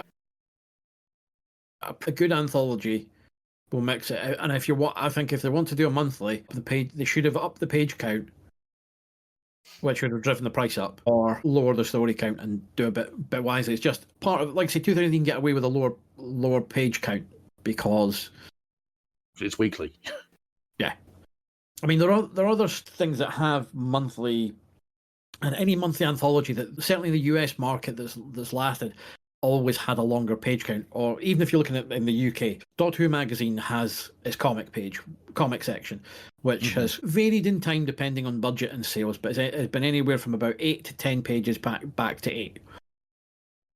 But because it's focused, it's one character, you effectively in what adventure, it's fine, and generally has writers that are comfortable doing it. And it's not to say none of the writers are here, because Abnett's fine with that. He's done 2000 AD, done that. Same with Gordon Rennie. But there's no room to breathe here, as you say, just because it leads us on to the reason why we have less of Titan, and we don't have Darkblade. Potentially that could just be due to scheduling and getting art ready. So there's nothing concrete that says that. So it's not that necessarily Darkblade was dropped for this, but we don't have it. So what we have here is the Curse of Dubois, which is set in Warhammer Fantasy, set in Britonia, and features about a curse going off to Kemri, or Warhammer's version of Egypt. Yes, fantasy Egypt. Where the mummies lie. And you have a couple of brothers who are the last of their line, basically on very, very diminished times, because they've got a lot of treasure which they can't sell because it's cursed. Yes. And what they need to do is go to Kemri, get the body of their ancestor, and bring it back home, put it in the tomb there, and the curse will be lifted. Because reasons. Don't think about the mechanics and the logistics of how this curse came about. No. Otherwise, you will just go, this makes no sense. Why does it hurt so much? And your experience. So the creators on this are, the script is by Logan Libera and Andy Jones, pencils by Logan Libera, with inks by Craig Young, and letters by David Pugh. I think it's worth saying that Logan Libera, he has worked consistently in comics in all sorts of places. I pulled up a lot of what he's done over the years. He's worked on Buffy the Vampire Slayer, he's worked on Spider-Man, worked on Megamorphs, which that makes me chuckle. He's done, crikey, there's a lot. He's worked in films with Deadline, A Stranger in the Dunes, and Bratz. Yes. This is not, and to be clear, this will not be his only engagement with Warhammer, because I'm fairly certain he does a Space Marine 3-parter at some point. Well, he got noticed in Inferno magazine. Yeah. So he sent in a picture of a Deathwing Terminator in Inferno, and that's what kind of got Games Workshop to notice him, which is where this comes from, and it's where the later strips come from. Yeah. So, and the guy has a really nice style. It's very of its time. So I think before we review the story, let's give this the I don't want to say kicking, but this is where the criticism is about to come in, and it's not about Logan's art, but we'll come to the style. But I think Adam and I both agreed when we were talking about this, because we prefaced this with, I know you're going to be annoyed about this issue because you've got less pages of type. The big problem with this is, as you'll notice, this is the first time we've got credits in this, which is separate pencils and inks, which isn't as common in UK comics and European comics as it is in America, where it comes from a more process assembly line factory thing, and for the US monthly books. And this very much shows its US roots in that this is not designed to be released in colour. No. The art here is very much, this needs colour to it. And it's not a knock on the art itself. We'll discuss the style in a little bit, because we do want to touch on that, as Adam kind of hinted at. I really do. But this is art, aside from the odd panel here or there, very much this is not designed to be black and white. This needs colour. There's not a lot of the panels you'll see very, very little blacks being spotted to give shape and definition. This is because in the 90s, particularly at this point, this is from effectively 93 onwards is the start of the shift in certainly in American comics to, whereas before it was the inker that would provide the depth and form to the pencils. that job moved more towards the colorist because of the advent of computer coloring and the expanded palettes and printing techniques that were available to them. Yeah. So you saw a lot more modeled and rendered coloring, which meant you didn't need heavy brush lines or heavy blacks to give depth. The color could do that for you, which is why a lot of American comics have very reedy, tiny inks, your Danny Meekys and what have you. To say, not a dig at Danny Meeky, I like his work, but it's very much that's your thin, scratchy dip pen or rapidographs rather than your sable hairbrushes and your Hunt 102s. This makes no sense to anybody who doesn't know anything about comics, but sable hairbrush is traditionally what comic inkers would do for brush inking. Hunt 102 is a very fine, scratchy nib, favoured by favourite friend of the podcast, Todd McFarlane, and also the go-to Transformers artist, Jeff Senior. So, you know. Absolutely. But God, I've always wanted Jeff Senior drawn Terminator. At some point I need to commission that on one of the conventions he's at. It's interesting you mentioned there about the computer graphics, the computer coloring as was kicking in at this point. It's funny to me because that's the entire reason that Malibu got bought by Marvel. Marvel bought Malibu Comics to get hold of their comic coloring processes, the stuff that they were using at the time, which is why the Ultraverse ended up kicking around for as long as it did in Marvel and outside of Marvel and around Marvel before being killed completely. The Malibu Ultraverse ties in nicely with this style of art because it's... I'm going to go off on a tangent here. Not on a tangent, I'm going to go off on a rant. There was a point in my history where I was buying comics because of the art, where you had things like the Ultraverse, you had things like Todd McFarlane's work, anything with Joe Mad, anything, even Michael Turner. Yeah, there's a lot of styles there that I really enjoyed, very clean styles. Not a single one of them was in black and white. And there's a reason for that. And it's because once you remove the colour from these things, they get incredibly flat. And one of the biggest issues I've got here is that they are too flat, they are too busy. I've got a lot of thoughts here, and I'm trying to put them all into a coherent level. So I think it might be better to start that one again. I think. I'm angry at this. I shouldn't be this angry. I'm going to take the reins here, because I will be a bit more even-handed at this point. We had a little chat beforehand. We won't get into too much detail about what we're going to discuss because we don't want it to be a proper conversation. But we kind of knew this was coming.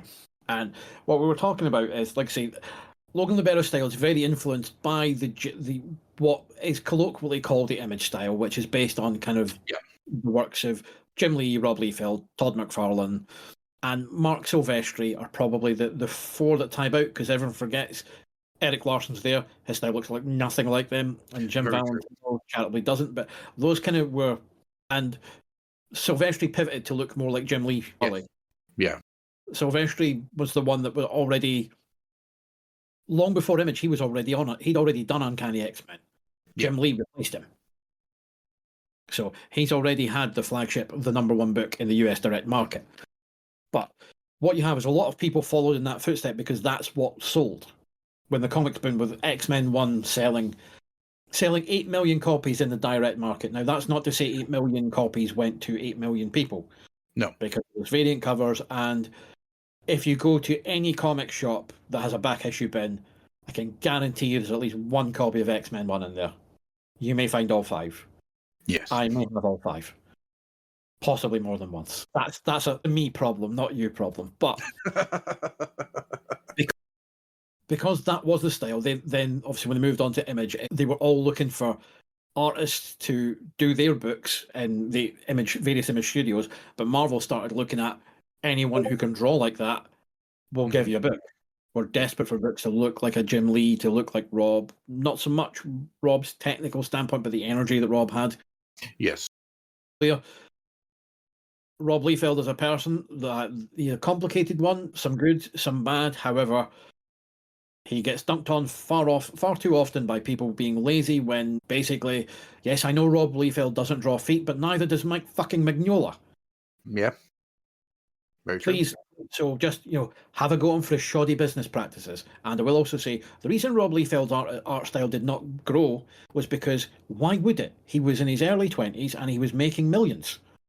Yeah. I'm going to keep doing like this because it keeps making me millions. Absolutely, yeah. until it stopped making him millions. Oh, he's still making money. So I've no Rob's doing fine for himself, and Rob has done fine for himself. But there's not. But so everyone kind of started to pivot to that, including artists who didn't draw like that. Because we touched on we were talking earlier about where would you place Logan Lubera's style in terms of who it looks most like. And I kind of pointed out that there's, to me, what I can see there. It's not to say because they were contemporaries of his, so it's not that he was copying them, but what he feels like is very much I can see a lot of Ian Churchill and Jeff Matsuda in there. Yeah, there's definitely a lot of Jeff Matt. But the interesting fact is Ian Churchill did not draw like Ian Churchill. He purposely did that because he was told that's what was going to sell. If you look at a book he did in the early 2010s, I think it was called Marine Man. That's actually Ian Churchill's natural style. And he said, he goes, no, I drew to look like the Image guys because that's what Marvel wanted and is what sold. But this is kind of how I normally draw and what I want to draw. Oh, wow. That's a really nice style. Yeah, much more cartoony and open. But yeah, so this is very much not so much always thing because I would say the image style, as it was called, has kind of fallen a bit by the wayside a little bit because as all art movements, but there are still proponents of it and still people that put it out, and still again Mark Silvestri still does. Jim Lee's coming back to Batman for Hush 2, Electric Boogaloo. Very soon as we record this. Rob's back on Youngblood and shouting at people again. The Image cheekbones, I think that's where I'm going to come at this from, where the problem with the Image style as it ended up being used in so many different places is that a lot of the faces looked the same with different furniture. Well, the interesting thing is, puts me in mind of there was an interview between Alan Moore and Michael Moorcock. Mm-hmm. They talked about sort of when you're reinventing something or looking at doing something in a genre or with a piece, and it's like you don't just go back to what's being done, you go back to the roots of it and study there and take that. Yeah. He talked about going back to sort of when he was doing Elric and sort of Sword and Sorcery. He wasn't looking to Tolkien, he's going back further to proper Gothic fantasy and Gothic fiction and Gothic literature and then bringing that forward. What you have with the Image, with all of the people who followed in the footsteps of Jim Lee and co, is they forgot. So you're just copying, or you're looking at what works for Jim Lee and what works for Rob Liefeld and Silvestri, forgetting that they copied that from Art Adams and Michael Golden, are probably the two biggest influences on the Image style. Yeah, big time. And in the case of Art Adams. Yeah, and Michael Golden as well. But those are probably two of the biggest fingerprints on what would become the Image style. Yeah. But you can see you haven't studied them. You've looked at Rob and Jim and the various people in and around. Go further back, and you'll learn more. They've just stopped at that point. So it's a derivative of something that's, I don't want to say derivative because that's not it. Your influences are your influences, and you grow, you build, you expand on them. But they've just went with, I'm taking the influence from what I read from Jim and Rob and co, rather than looking at where did they get their influence. Also, Barry Windsor Smith's a huge influence in the Image guys as well. Oh God, yeah, absolutely. And you're like, but there's faces here that look just, let's say, like someone trying to do Jim Lee. Yeah.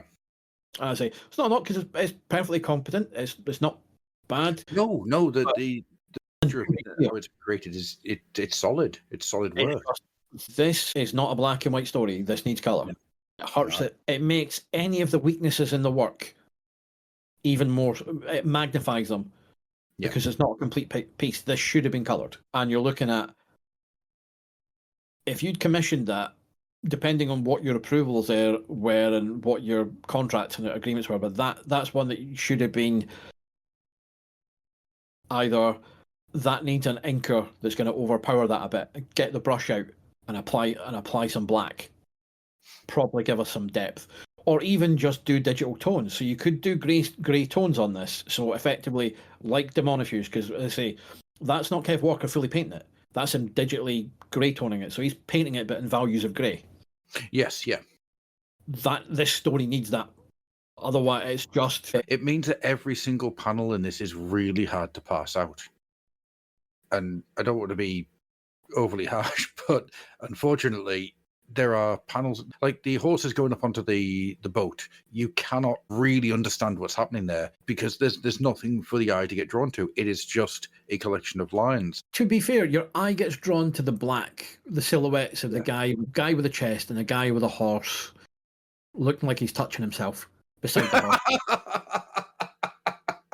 So it's another thing to remember when you're doing, like, because having drawn this stuff, when you're doing silhouetted characters to get your proportions and get your stuff, you will draw what the character's doing.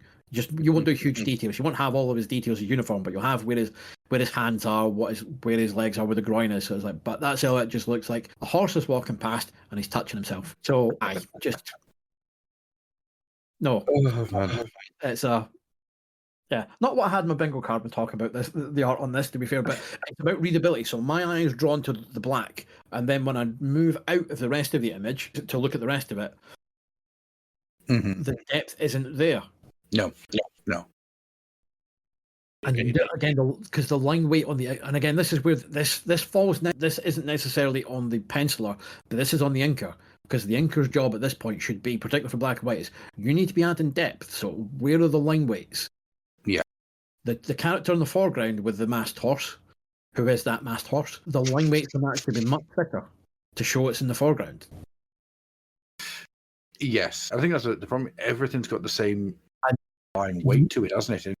And what you also have is, on that panel, just to pick this because it has the thing, and this is on the penciler, is you've got elements of the panel bleeding into the inset panel above it.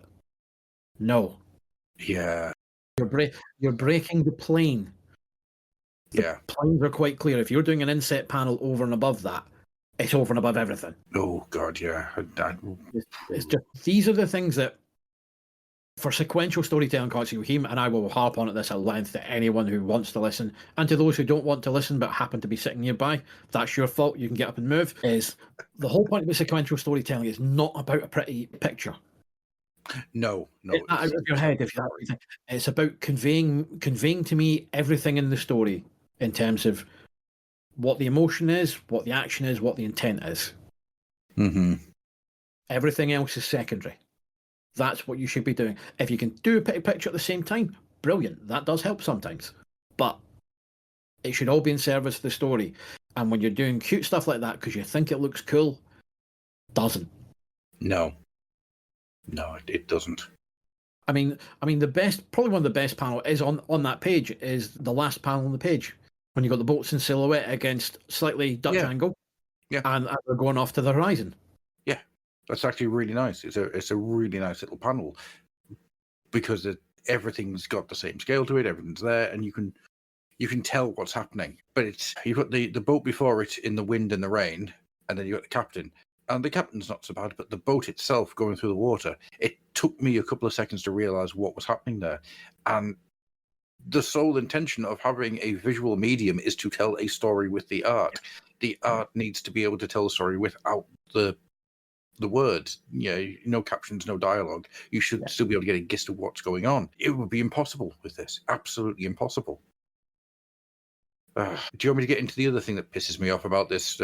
I think we've dogpiled on the art enough, and I say it's not because the art itself. I say it's just this is that I think there's a couple of poor choices on the artist part, but for the most part, the pencil I wouldn't take issue with the penciling. A lot of this is that you lay at the feet of the inker, and whoever went, this doesn't need color or grey tones. Yeah.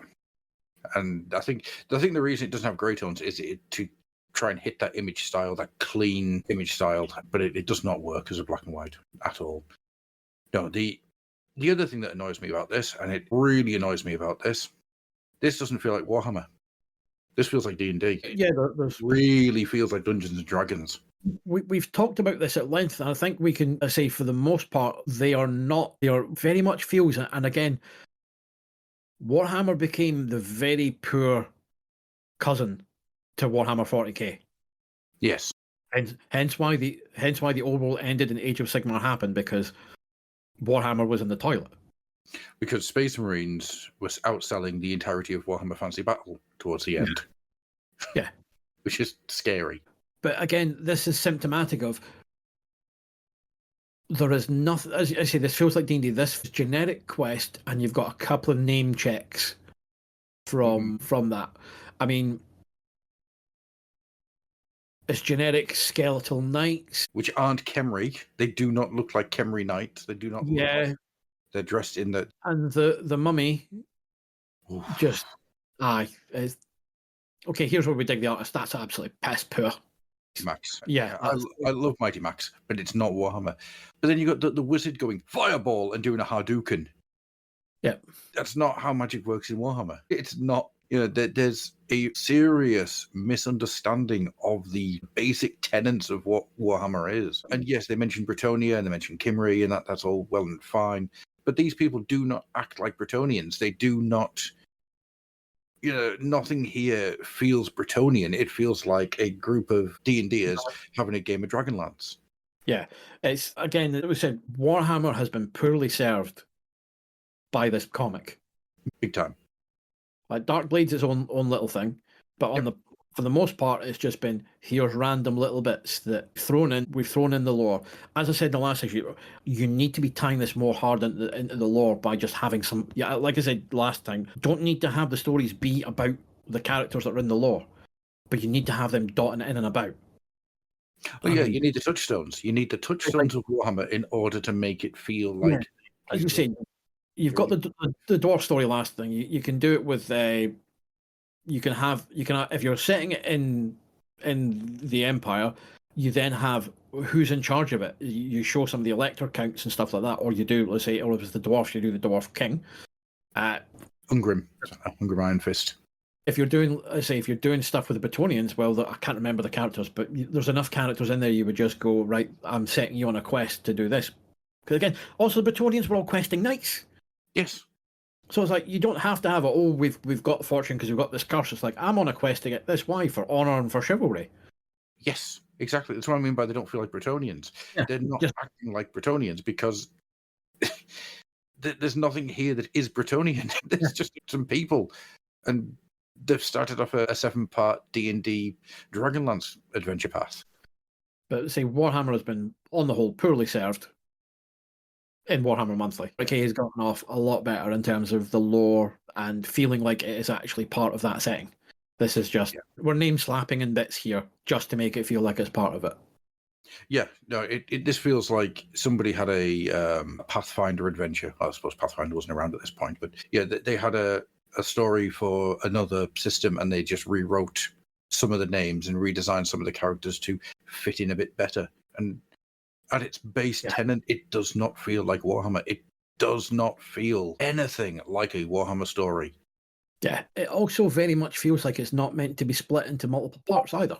No, absolutely not. Which makes me wonder all sorts of questions. I wonder if this was meant to be an Inferno or something and they just never continued it, or they never placed it in there. Yeah, it doesn't feel like it's part one of part two. No. It feels like the story ends. It doesn't feel like it's a to be continued moment.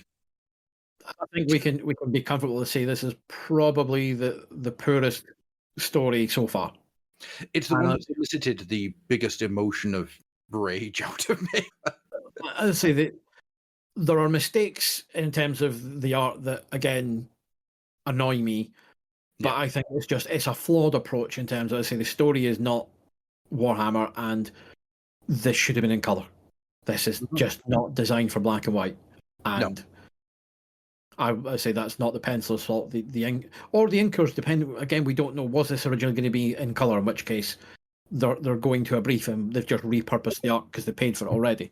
Which is not beyond the realms of possibility in publishing, in which case that fault goes to the editorial team. Yeah, absolutely. And I think whatever happened with this, and this is one of the ones I think would be a really interesting one to deep dive into finding out what was actually happening here. Yeah. I think there's been mistakes made from start to finish with it, and as a result, what you get is a piece of product which it doesn't serve anybody. Because it fails on too many levels for it to be anything other than just bad.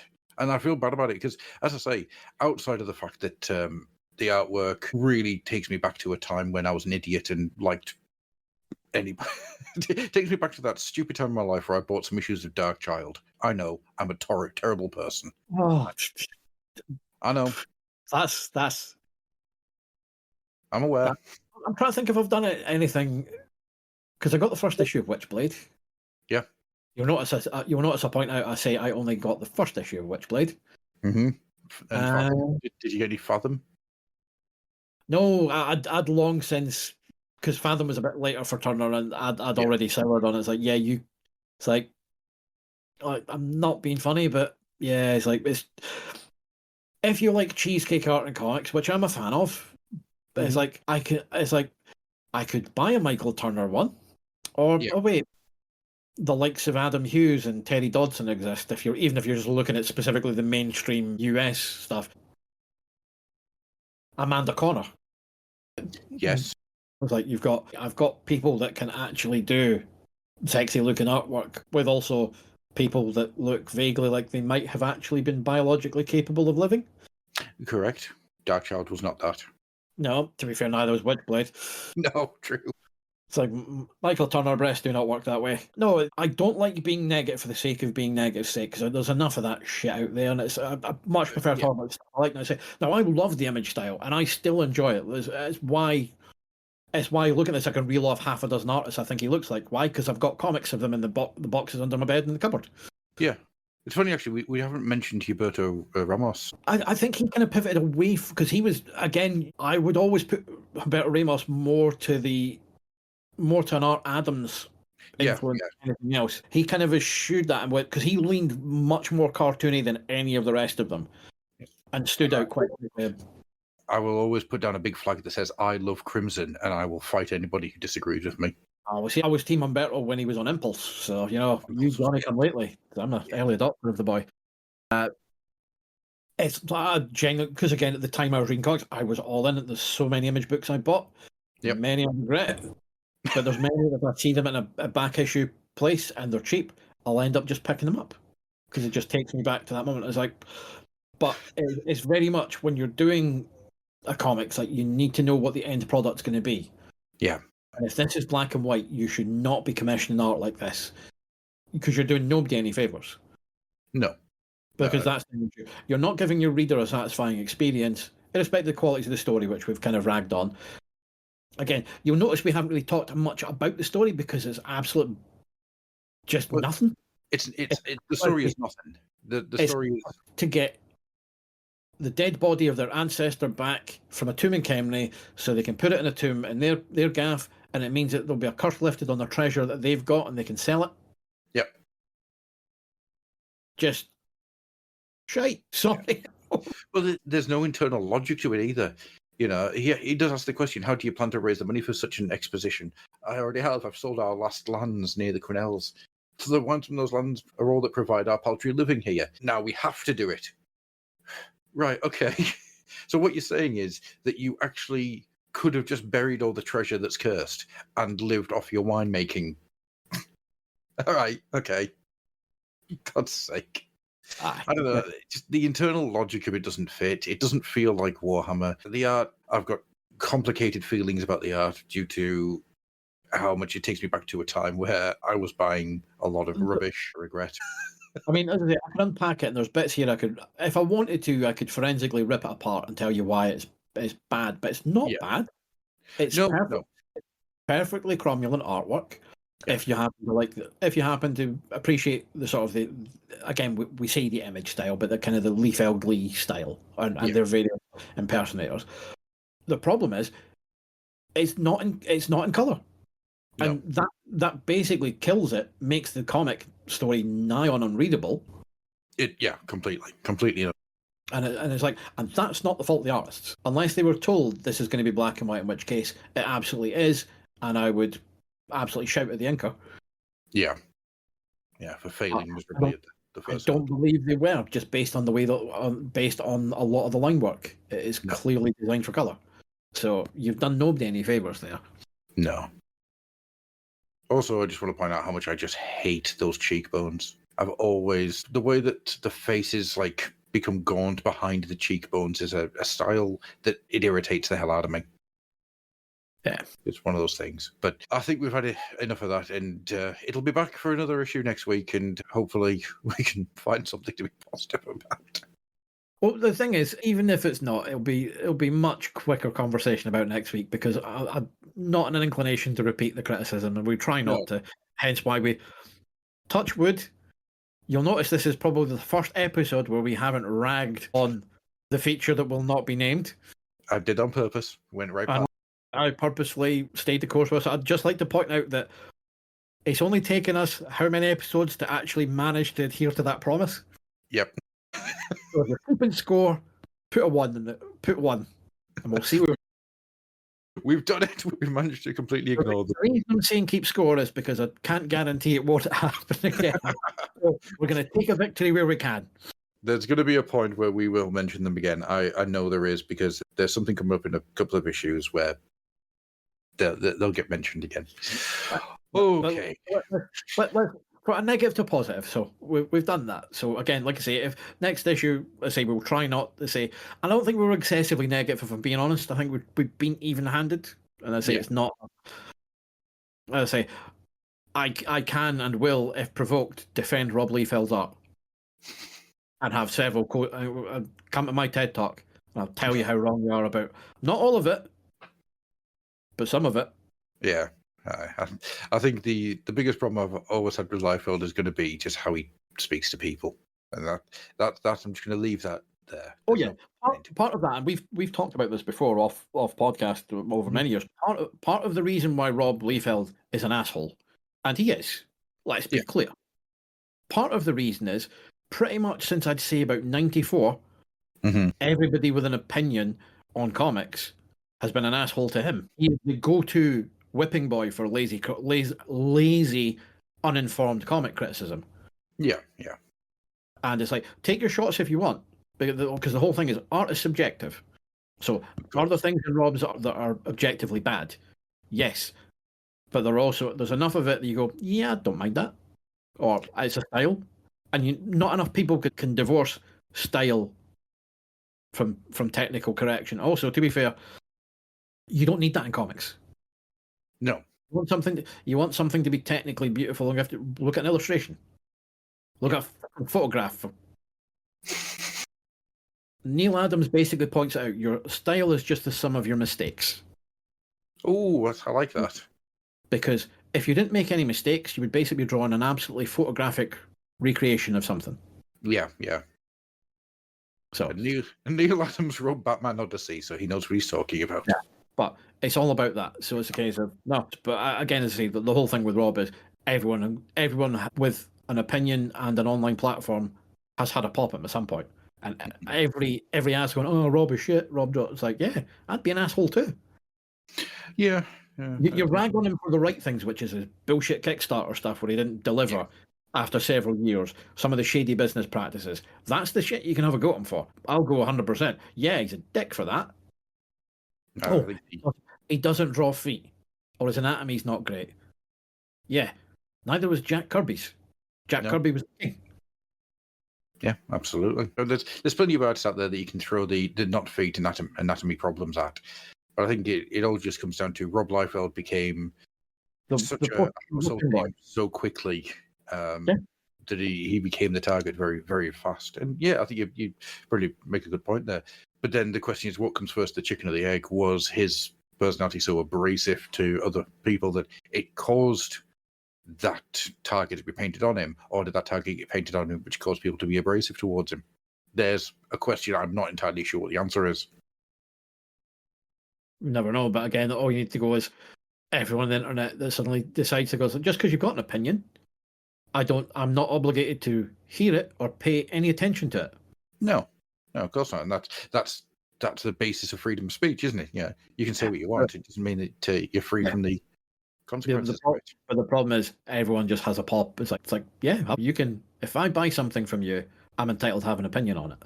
But the creator doesn't have any obligation to read or pay any attention to it, and neither does anybody else.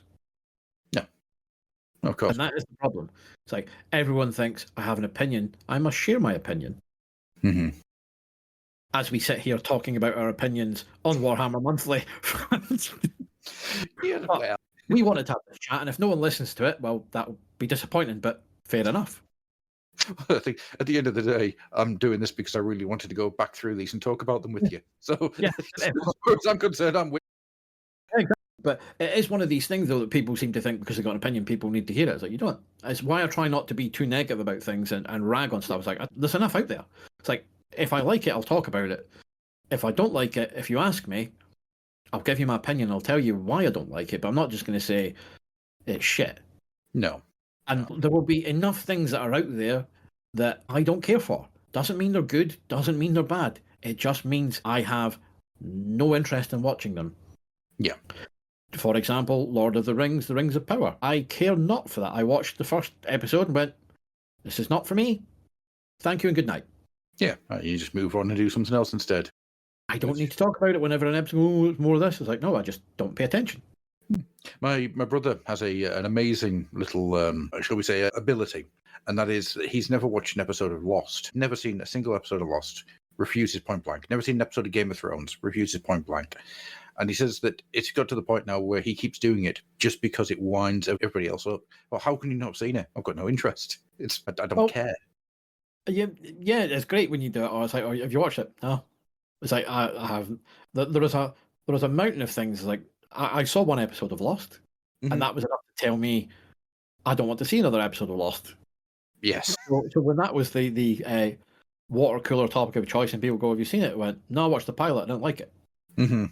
No, absolutely. You know, funny enough, me and my wife went through it. Well, we started it again last October, I think it was, just to see if it was any good, because neither of us had got very far through it the first time.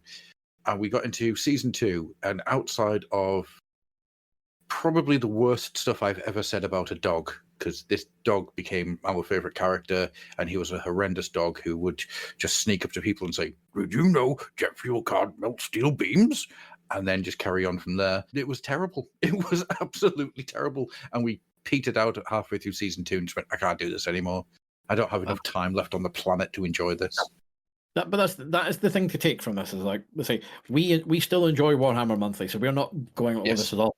We are, say, there is more good than bad in it, and what we're trying to do is be even-handed. So again, as has been seen, I think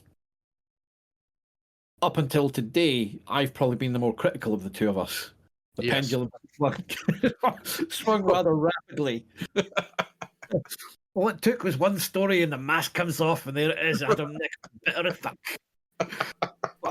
That thing is, generally speaking, this is not to go, oh, this is rubbish. This is about when we look at these things, it's like, this is, I would have liked to have seen this. This would have made it better. Yeah. And again, it's always easy. Hindsight is 2020, and there's a lot of stuff we don't know about what went on in the making of this in terms of times, budgets, and all that. So there's a lot of stuff that we are speaking to based on a number of assumptions, which could be, and probably are for a lot of it, wildly inaccurate. Yeah, very possible. Very, very possible. And it's one of the things, as we've been going along this, I've got a list of questions and thoughts and stuff that I want to try and research and deep dive and find answers to. And hopefully they'll start being something that starts bringing answers up. And I think that'll be an interesting thing to be able to go back and look at. You know, if I can get hold of people who worked on this strip by itself and talk about if people remember, I mean, we're going back nearly 30 years at this point. That's the important bit to remember for anyone who's doing these kind of discussions, not just us, but any other podcast. If you listen to stuff that's doing deep dives and stuff, this is just somebody's job. Yes, completely. While they might be fans or they might appreciate it, and I'm quite familiar from this just from running TF Nation and being involved with the guests and talking to them, it becomes very clear. It's like there'll be bits they remember because there'll be interesting things happened in and around it at that particular point.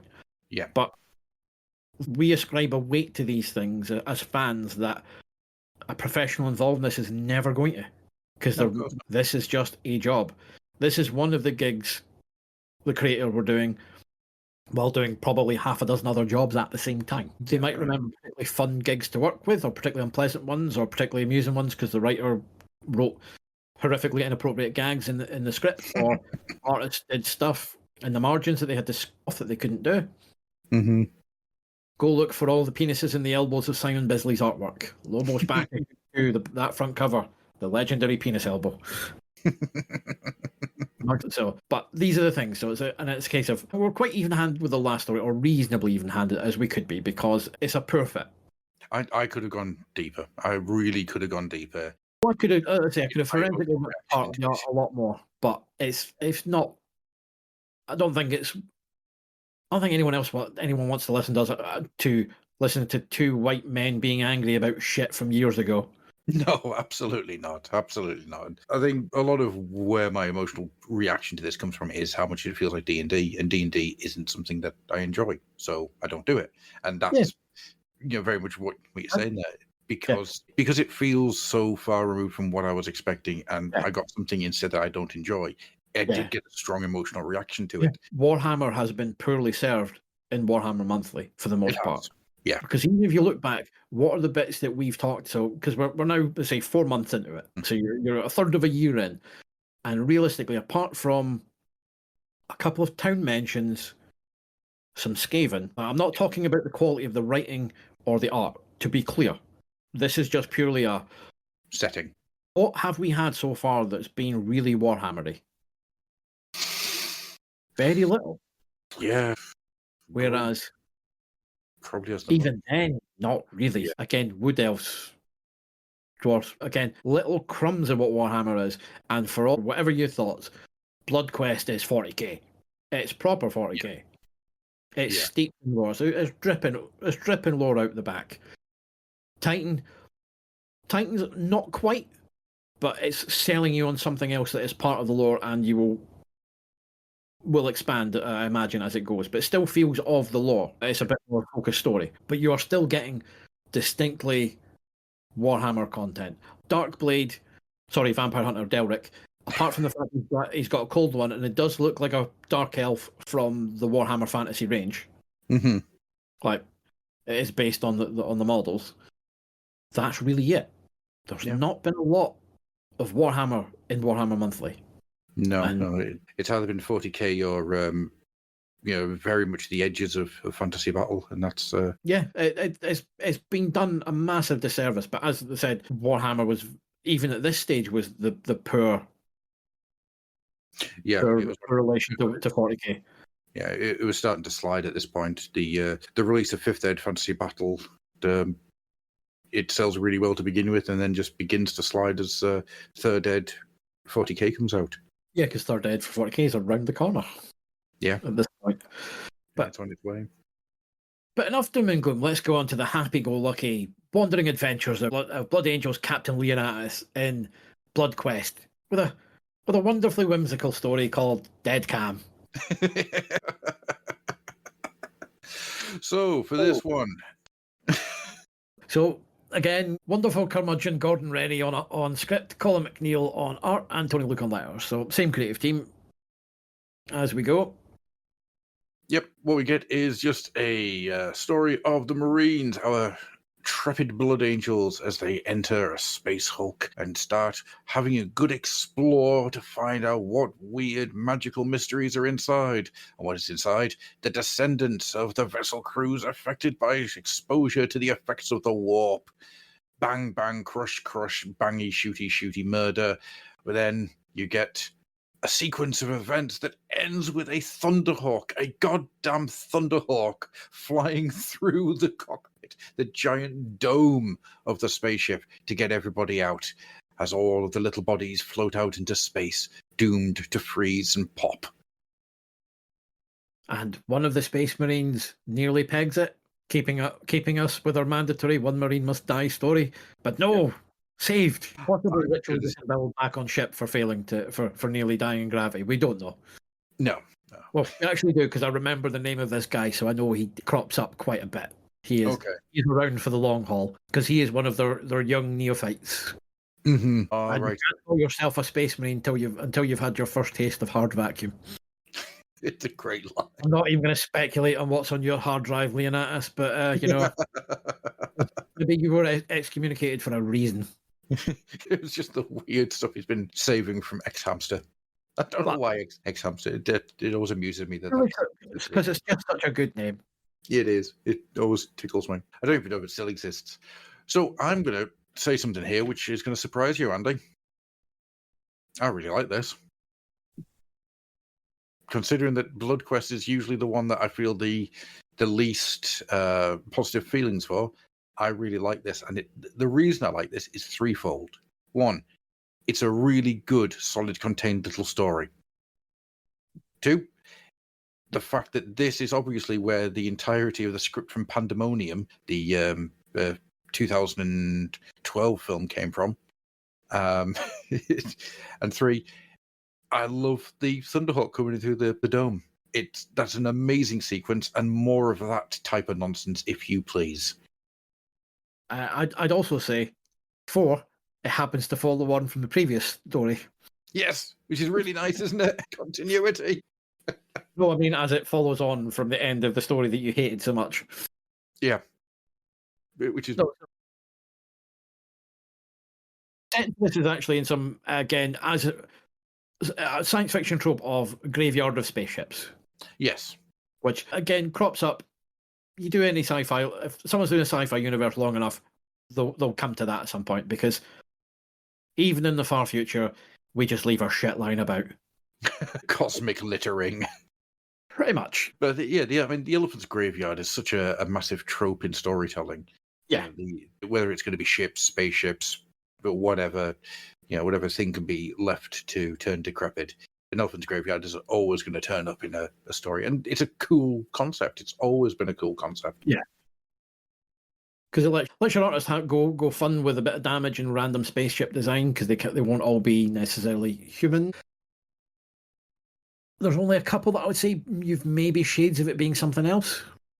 Well, there's one in a big triangular shark-shaped one that's either Eldari or Tzinchian, and I don't know which it'll be. I mean, a lot of the humans, so what you suspect to be human or human tangentially, it does look what you'd expect, like big, bulky, blocky type things. Yeah.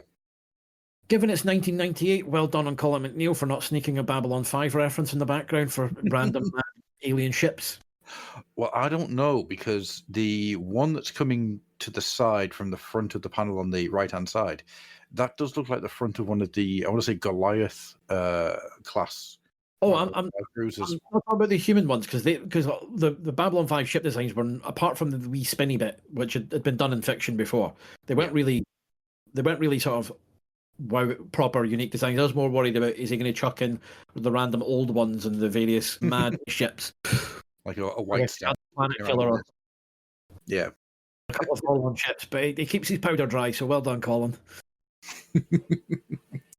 Be more like a 60s Star Trek. And also no Star Wars stuff. One of them does kind of almost maybe not an A-wing, but I think that might actually be more Buck Rogers. Yeah, the one that looks a little bit like it could be one of the drop ships. That looks like it could. This is the thing about whenever there's spaceships in a comic, you will always look to see what the artist has put in, and you're always looking for certain things. Mm-hmm. Yeah, I mean,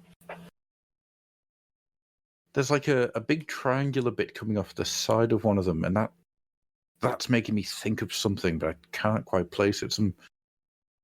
Fun fact that the ship closest to us on the right-hand side of the page, that's got the bottom half, not a million miles removed from the Decepticon spaceship from More Than Meets the Eye. Oh, it looks like at that point it wasn't called the Nemesis, but yeah, it does look a bit like the Nemesis. All right. Yeah, I can see that. I don't see Colin McNeil being a massive Sunbow Transformers fan. It's just one of these things of certain ship designs kind of and approaches go through. So yeah. How weird would it be if we found out that Colin McNeil had actually been trying to get onto Sunbow's register for years? I just want to draw things for hidden humanoids. Who doesn't? Yeah, absolutely. Inhumanoids, the best thing that Hasbro and Sunbow ever came up with. Yep. 2 seconds. Sincere apologies. The bladder was about to explode. No, you're right. You're right. I just had an email from Peter Vickers from the Necropolis 28 game, just saying that they're releasing their first multi-part kit, which is like, ooh, big fan of Necropolis. Oh, I have some Not Games Workshop Blood Bowl Chaos Dwarfs. Nice. I have over in the corner there 2 sets of the current Games Workshop Blood Bowl Chaos Dwarfs, for which I am going to be turning them into a Frostgrave warband, because I have problems. So let's. Right. Should we get through Bloodquest? Yeah. So yeah, as we said, you're always looking at whenever there's a spaceships and random debris, you're going to look to see what bits that are there. So very restrained from Colin there. So well done. Yeah. It's a very, very nice little spaceship graveyard. Also, in the past, I've spoken about how the Marines feel very flat in the artwork. For some reason, that's not here. The depth of field or whatever it isn't having that same effect on me. Everything feels like there's different planes going on now, and nothing feels as flat as it did. Well, one thing to look at is how small they actually are. What they're doing throughout this is we're on this ship, this confined space, but if you look, we're getting a lot more long shots, a lot more full body shots. Yeah. So you're basically saying, no, this is the scale of the ship, and it's kind of hammered home from the start when they breach it, and you can see their craft's tiny. Yeah. This is some massive behemoth, so it's kind of one of the things you want to do, particularly if you want to give some jeopardy to the Marines, especially in the face of the crew descendants, like I see, because they're not really a threat, really, to speak of. Like, weight of numbers is about all they can hope to do. Mm-hmm. And it's just whether the Marines actually run out of ammo or not. But that's really all it would boil down to, or bolter jams or what have you. As it stands, So what do you need to do at this point? So you need to diminish the Marines, but not make them look weak. So the way to do that is just, let's get the sense of scale and sense of scope. So you're like, no, pull out. Let's have them look tiny. They're in the core. This is a massive space. It's a massive area. They are tiny. There's only a handful of them. This thing is massive. What could be there? It's one of these things about your confined space stories, like aliens, show how confining it is, but at the same point, you're trying to emphasize the potential scale of the threat, which at this point they don't know. So the easy way to do that is just make it. They're tiny. There's lots to go through. It's a big, massive ship. Mm-hmm. Yeah, the sense of scale is massive. Did you enjoy Brother Cloten's way of lockpicking a door? Oh, straight out of the He-Man playbook. Yep. A power fist will travel. Bang. It's funny you should say that before about how maybe Colin was trying to get Sumbo, but that is pure filmation, that picture. I always do like a good punching towards the camera thing. In comics or that. It's a nice... Because it's also one of the things of you're punching a solid object, so there's no movement on one side of it. So all he would be doing is, if you were doing it side on, you're either doing him at the moment of connection with some kind of like kinetic lines going out, or you basically just got his hand going part of the way through a door. So you've just got a forearm and a little bit of damage, and then nothing because you're not going to show behind the door. So it's one of these things that you're limited in the choices you can do for a good shot, and it's a case of. Yeah, you're just going to go punch straight to the camera. So it makes you very happy. Makes me very, very happy indeed. You get something is wrong here, my lord. The door, it shattered like glass under Cloten's blow. See, it turns to dust in my hands. How long has this vessel been trapped in the warp, and what changes have been wrought upon anything still living upon it? Well, that's called foreshadowing. We mentioned earlier, the time passes differently in the warp, so. Yeah. You've got no idea how long, although that ship, and as we know, has been there for quite some time. But again, you have, time passes, strangely in the warp. I love all the different skulls just lying around the place, and some of them have like weird little bumps or they're misshapen. It's really fun foreshadowing, and then you get the wonderful little sequence. They're all around us, Captain. We are trapped. And you've just got Cletus there just staring out of his little hole in the ground. Hello. Yeah, and it's kind of interesting what he calls them. Mutants. Yeah. Rather than like Chaos Spawn or whatever. Because it's noticeably they're not... Because the typical thing of, we're in a big, giant, massive space Hulk. Mm-hmm. Where they're leaning harder at the lore, this would have been here's your gene stealers. Yes, yeah. But now they're the descendants of the original crew, and they've become these weird ghouls that I really like them. I think that there's a lot in the design here I really enjoy, and there's a game called Blackstone Fortress, which came out a few years back. And there's a thing in there called the Ghouls, which are these horrible little beasts that just run around inside the Blackstone Fortress. And it's very much what these guys have become. And I like that. That makes me really happy seeing just weird shit. It's not demons. It's not Gene Steel cults, although me being me, I would have been happier if it was Gene Steel the cultists. But just getting horrible little mutants who have existed. I mean, I would say it's maybe not as clear cut as that, as you could see them potentially hit. There's a couple, like when you've got the bit where Leonidas is going, we need to find the other means of escape, and he dials a Thunderhawk. One of the mutants that's kind of close to his legs, you can see he's got a claw hand effectively. Yes, that's very true. But so the mutants all look a bit kind of Morlocky, Moloids from Fantastic Four. One of them looks like not a million miles away from Doomlord. I can see Doomlord. I can see exactly who you mean by Doomlord. Little Doomlord. Yep. But as you can see, the whole point is what they're saying is just they can't get back because they can't get back to the ship because there's just too many of them. So it's weight of numbers. So apparently trapped in a space Hulk for countless millennia, or however long it's been, all these guys have been doing is shagging and hanging around. What are they eating? That's the question I've got. I'd say clearly cannibals. It is very much we will be eating our own. I do like the fact that as they carry on, they find the hydroponic area. So there's probably food in there that they're able to eat, and that it's a wonderful little bit once again of here's the thing, and that answers some of the questions, and that's good writing. That's good writing, and it's good storytelling. It's also good that they're not. You can see here in some of the weapons, it's just your usual sticks with nails through it, but one of them's got a big staff where it clearly has part of a rifle as the head of it. As a blood. You can see they've devolved. There's no attempt at speech. Nope. And the best of this is that in other fiction with other characters or with other things, you would get loads of ponderous speculation about the nature and the origins of them. No, Space Marines don't give a toss. It's like, this is a threat. What's the threat? That's pretty much what we think it is. Conversation over. Let's get rid of them. Yep. Let's get rid of them and get out of here. It's good, isn't it? It's just solid. I forgot. We do have our mandatory death. It just wasn't Proteus. It was Brother Valerius. Yes, Valerius. He's with the Emperor. He died as a Blood Angel. He died as a Blood Angel should. What? Yeah, ripped to death by Doomlord, Gollum, and the Moloids.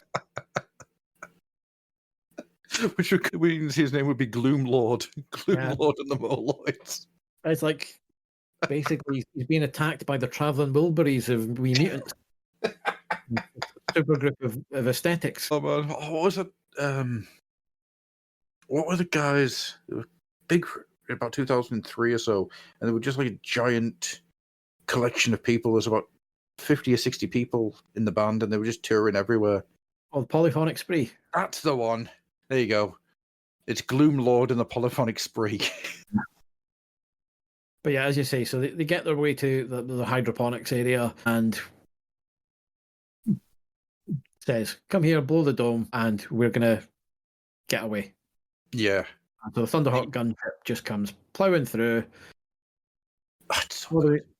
Everyone gets sucked into space, but they get on board because the Space Marines are able to survive limited exposure to vacuum. Mm-hmm. Being triple hard bastards. Yeah. The sequence of sending out the distress signal, come and extract us, blow the dome, come and get us, and then you see from the inside, and you've got the shadow of the Thunderhawk before it comes in through the dome. That. In the past, when we've talked about Bloodquest, I've spoken about the lack of momentum to the story, where it feels like things happen, but there's no real kind of energy to them moving forward. This is the first time I felt that energy. I'm going to put my hand up and say, I loved this rendition. I love this part of the story. I hope this keeps going like this because this is superb.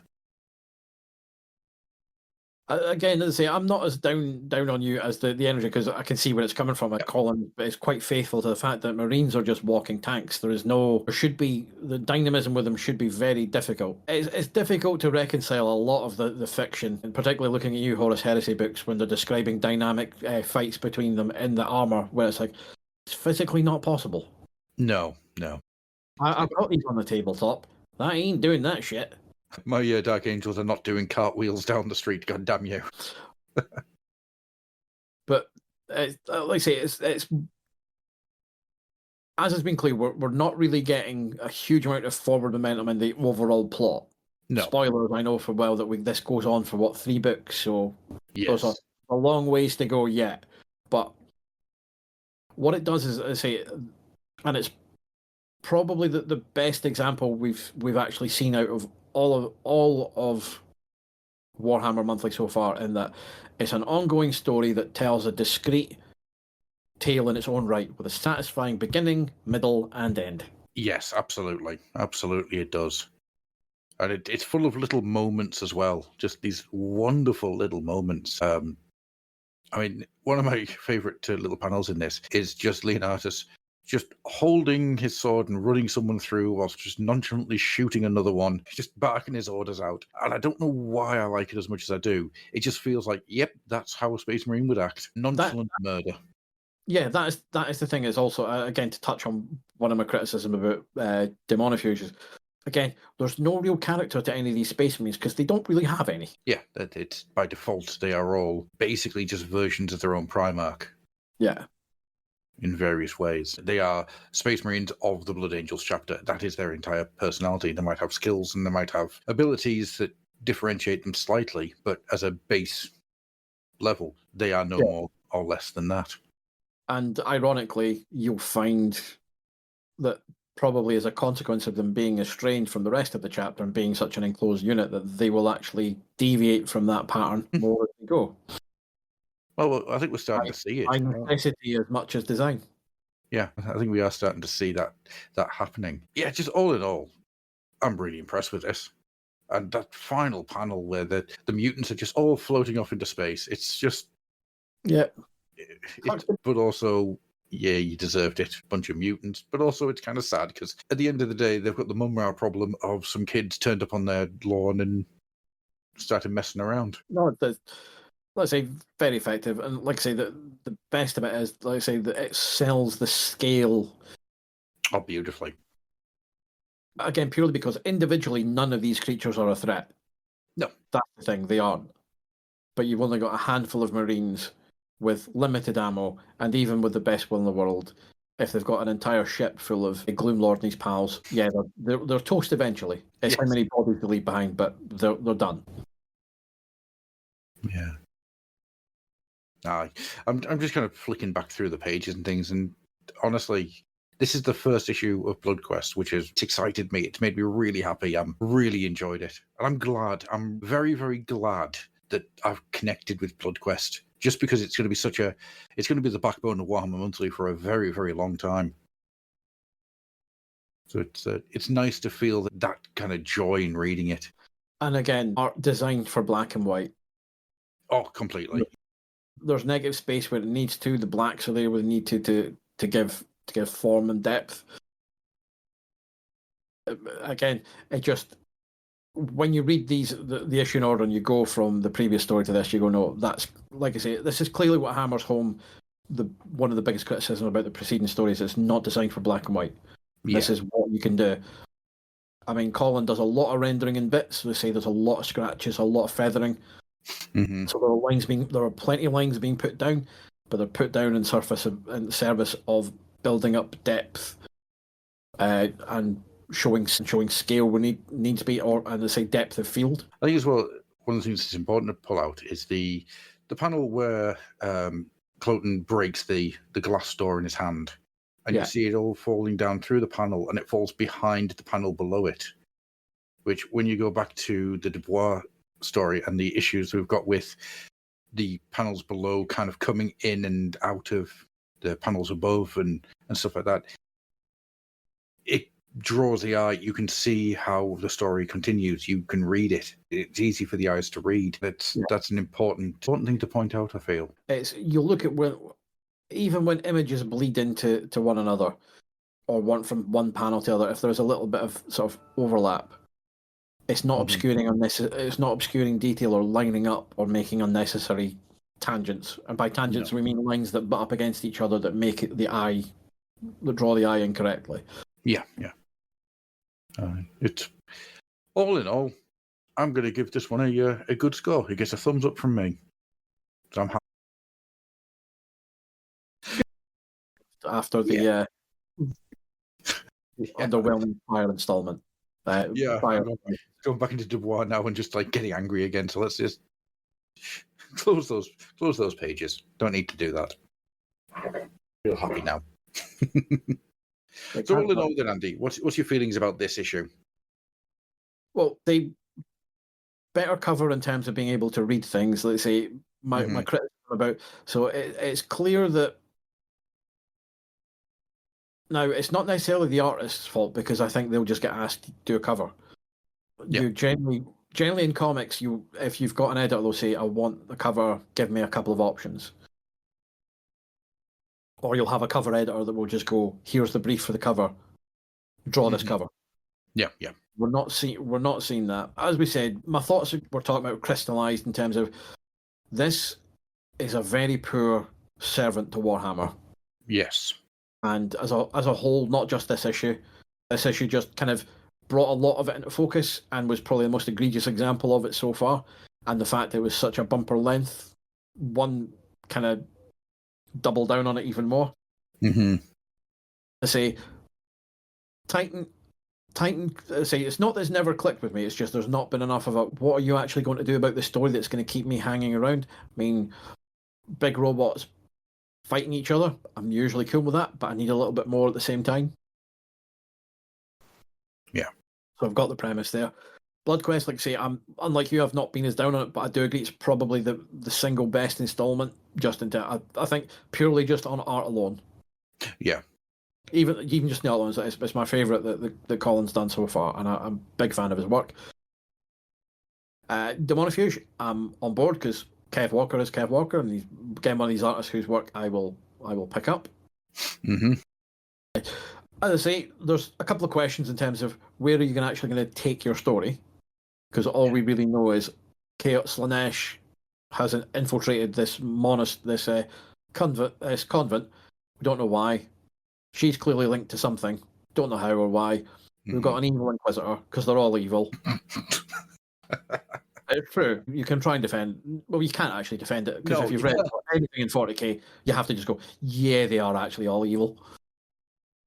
Unless it's Inquisitor Sherlock Obi-Wan Clouseau.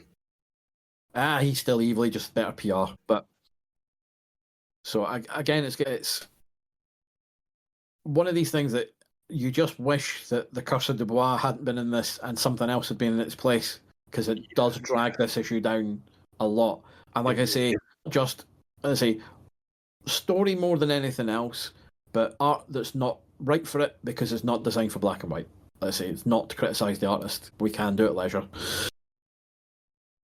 Yeah, and I think the fact that it really is becoming obvious now that Warhammer Fantasy Battle doesn't have an identity as such in Warhammer Monthly is starting to really grate on me. And that's not to say that Darkblade, Vampire Hunter Delric, as we have refused to call him anything but, it is obviously a Warhammer story, but because the fact it's doing all of these, well, I'm going to be entering all these secret areas of the old world, it feels disconnected from Fantasy Battle. Grudge did more, but once again, it still has that slight disconnect to it. Dubois is just completely disconnected. There's no, outside of the fact that it's meant to be Bretonians in Khemri, it doesn't feel like Warhammer at all.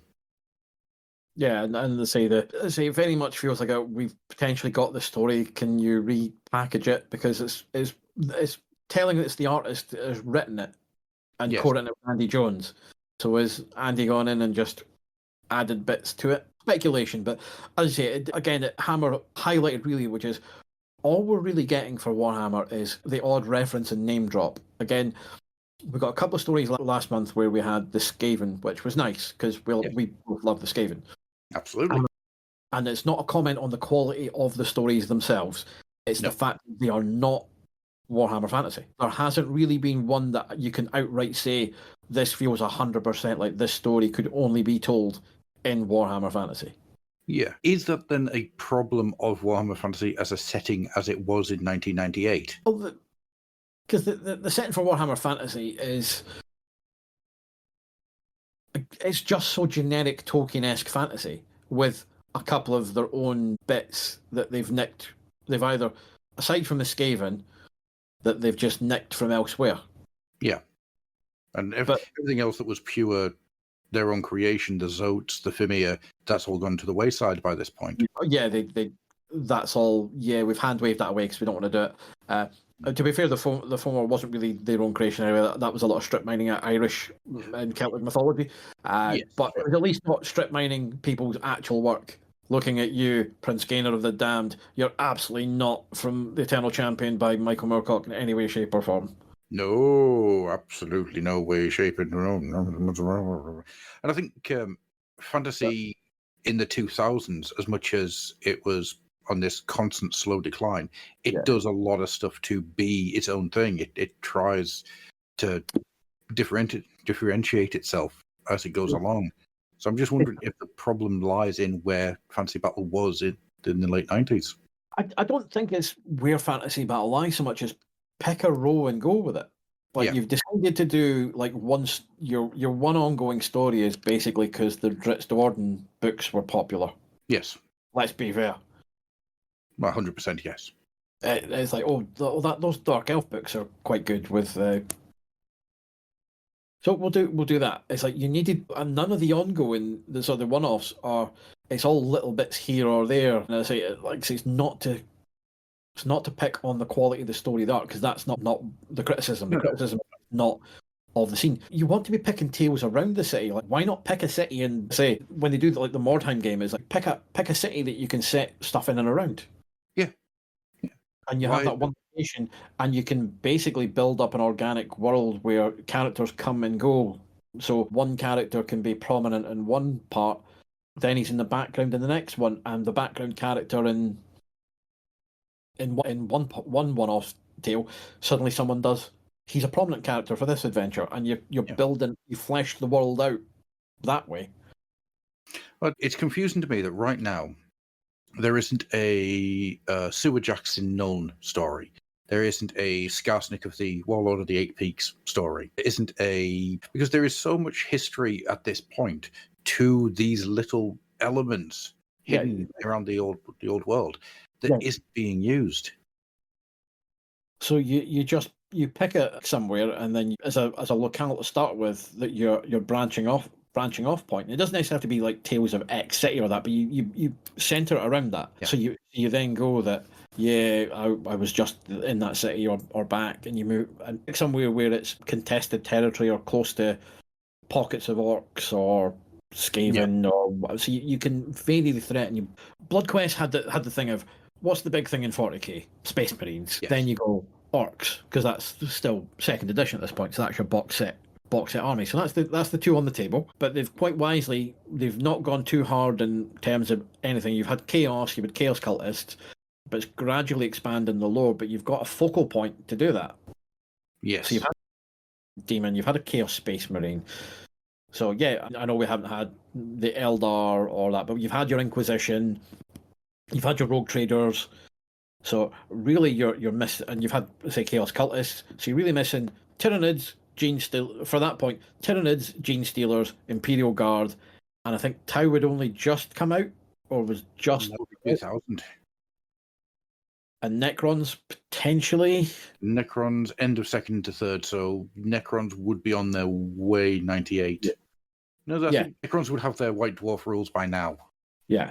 So you've basically there's only a handful of things on the table that you need to introduce, and you've basically said here's the Warhammer world. Yeah. Or the Warhammer 40k world. And a couple of them that you quite wisely can't really have, because you're not gonna have you'll mention Tyranids, but there's no point in having them because that's not your story. Yeah. You could probably get Gene Stealer Cult in, and I can't remember if they do, and I'm hard not to try and think if they did or not. Well, the Gene Stealer Cult's a weird one because at this point, the Gene Stealer Cult goes away for a very, very, very long time. Well, it's still here at that point because the rules are still active in terms of you can kind of use them. Third is when they start to bollocks them, I think. Yeah, there's rules in... So the Gene Stealer Cult had rules in the Codex Indexis. No, just the Codex Indexis. With some rules to be used... Yep, you're right. No, Tyrannid has a circle army at the back. They did, yes. So you still have a working one for them. So you don't... Eldar, yeah, you'll probably get them at some point because Chaos is there, but you can do it. But see, you've kind of already gone over most of it, and you'll probably have scope to do other Warhammery stuff. Yeah. Chaos and that, and it's again, you've got your Sisters of Battle now, effectively, or a Sister of Battle, and you'll have a bit more of the Imperial world. So it feels like they're doing such a better job of fleshing out 40k. And it's not that they're coordinated or the stories tie into each other. No. They just are doing a better job of fleshing it out. And again, is it the setting as you see? I think it hurts it because it is generic. Mm-hmm. But what's hurting it is there's no focus. They're not picking something and just going, like say, Darkblade aside, they don't have a series that's like, yeah, we're just doing this. Well, every one-off short story we've had for Fantasy Battle has been a very generic one where we've got a magic mirror that's going to turn you into a monster. Way we've got a dwarf and his grudge, which is more Warhammery than a lot of the other stuff, but still it doesn't really get the feel. And I think a big problem that we've got here is that 4th into 5th ed Fantasy Battle's out. Yeah. Fantasy Roleplay is gone. Hogshead doesn't republish for another year, I think. One Quest is already dead. Yeah, Wham Quest is gone. By 98, it's come to an end. And as a result, I think you've just got a lot more people with a lot more interests in 40k than they have with Fantasy Battle. And Fantasy Battle, as a result, doesn't get that kind of injection. I've got a feeling, memory serves me right, I think that does change as we go along. I think there is a more focus on Fantasy Battle, but that's way down the line. And it's weird, isn't it, that Black Library doesn't seem to have a lot of synchronicity with the rest of Games Workshop at this time.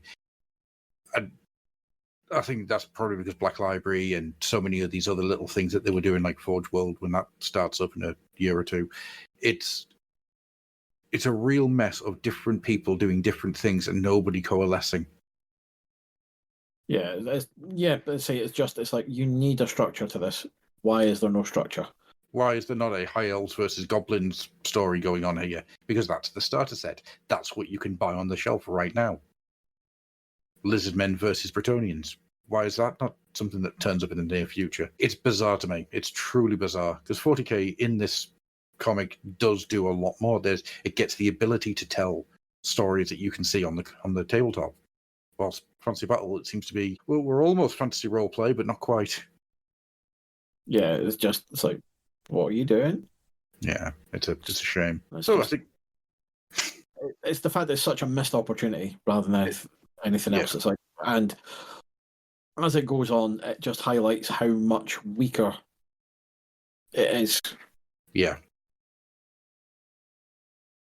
But as I said earlier, we're at the point where they should be getting reader reaction, and they should have, while they don't actually have a letters page, they should still be seeing now, aware of the reactions, also what the book's looking like on the shelf in terms of printing and art techniques. What's that going to be, and how does that change anything? Because again, commissioning work for comics is, you can commissioning several months ahead.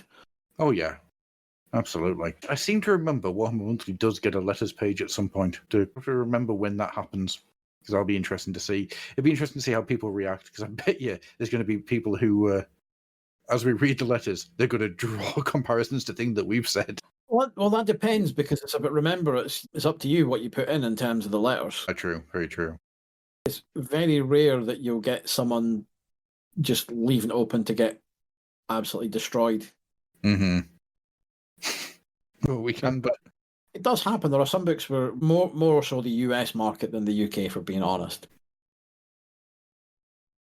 Usually it's letters that make no sense when they're complaining about something. So I think with that, we shall start drawing this to a close. And so, as always, thank you, Mr. Turnbull, for joining me in issue 4 of Warhammer Monthly. Not a pleasure as always. And thank you very much to you guys at home for listening, if indeed you still are. Good night. Farewell.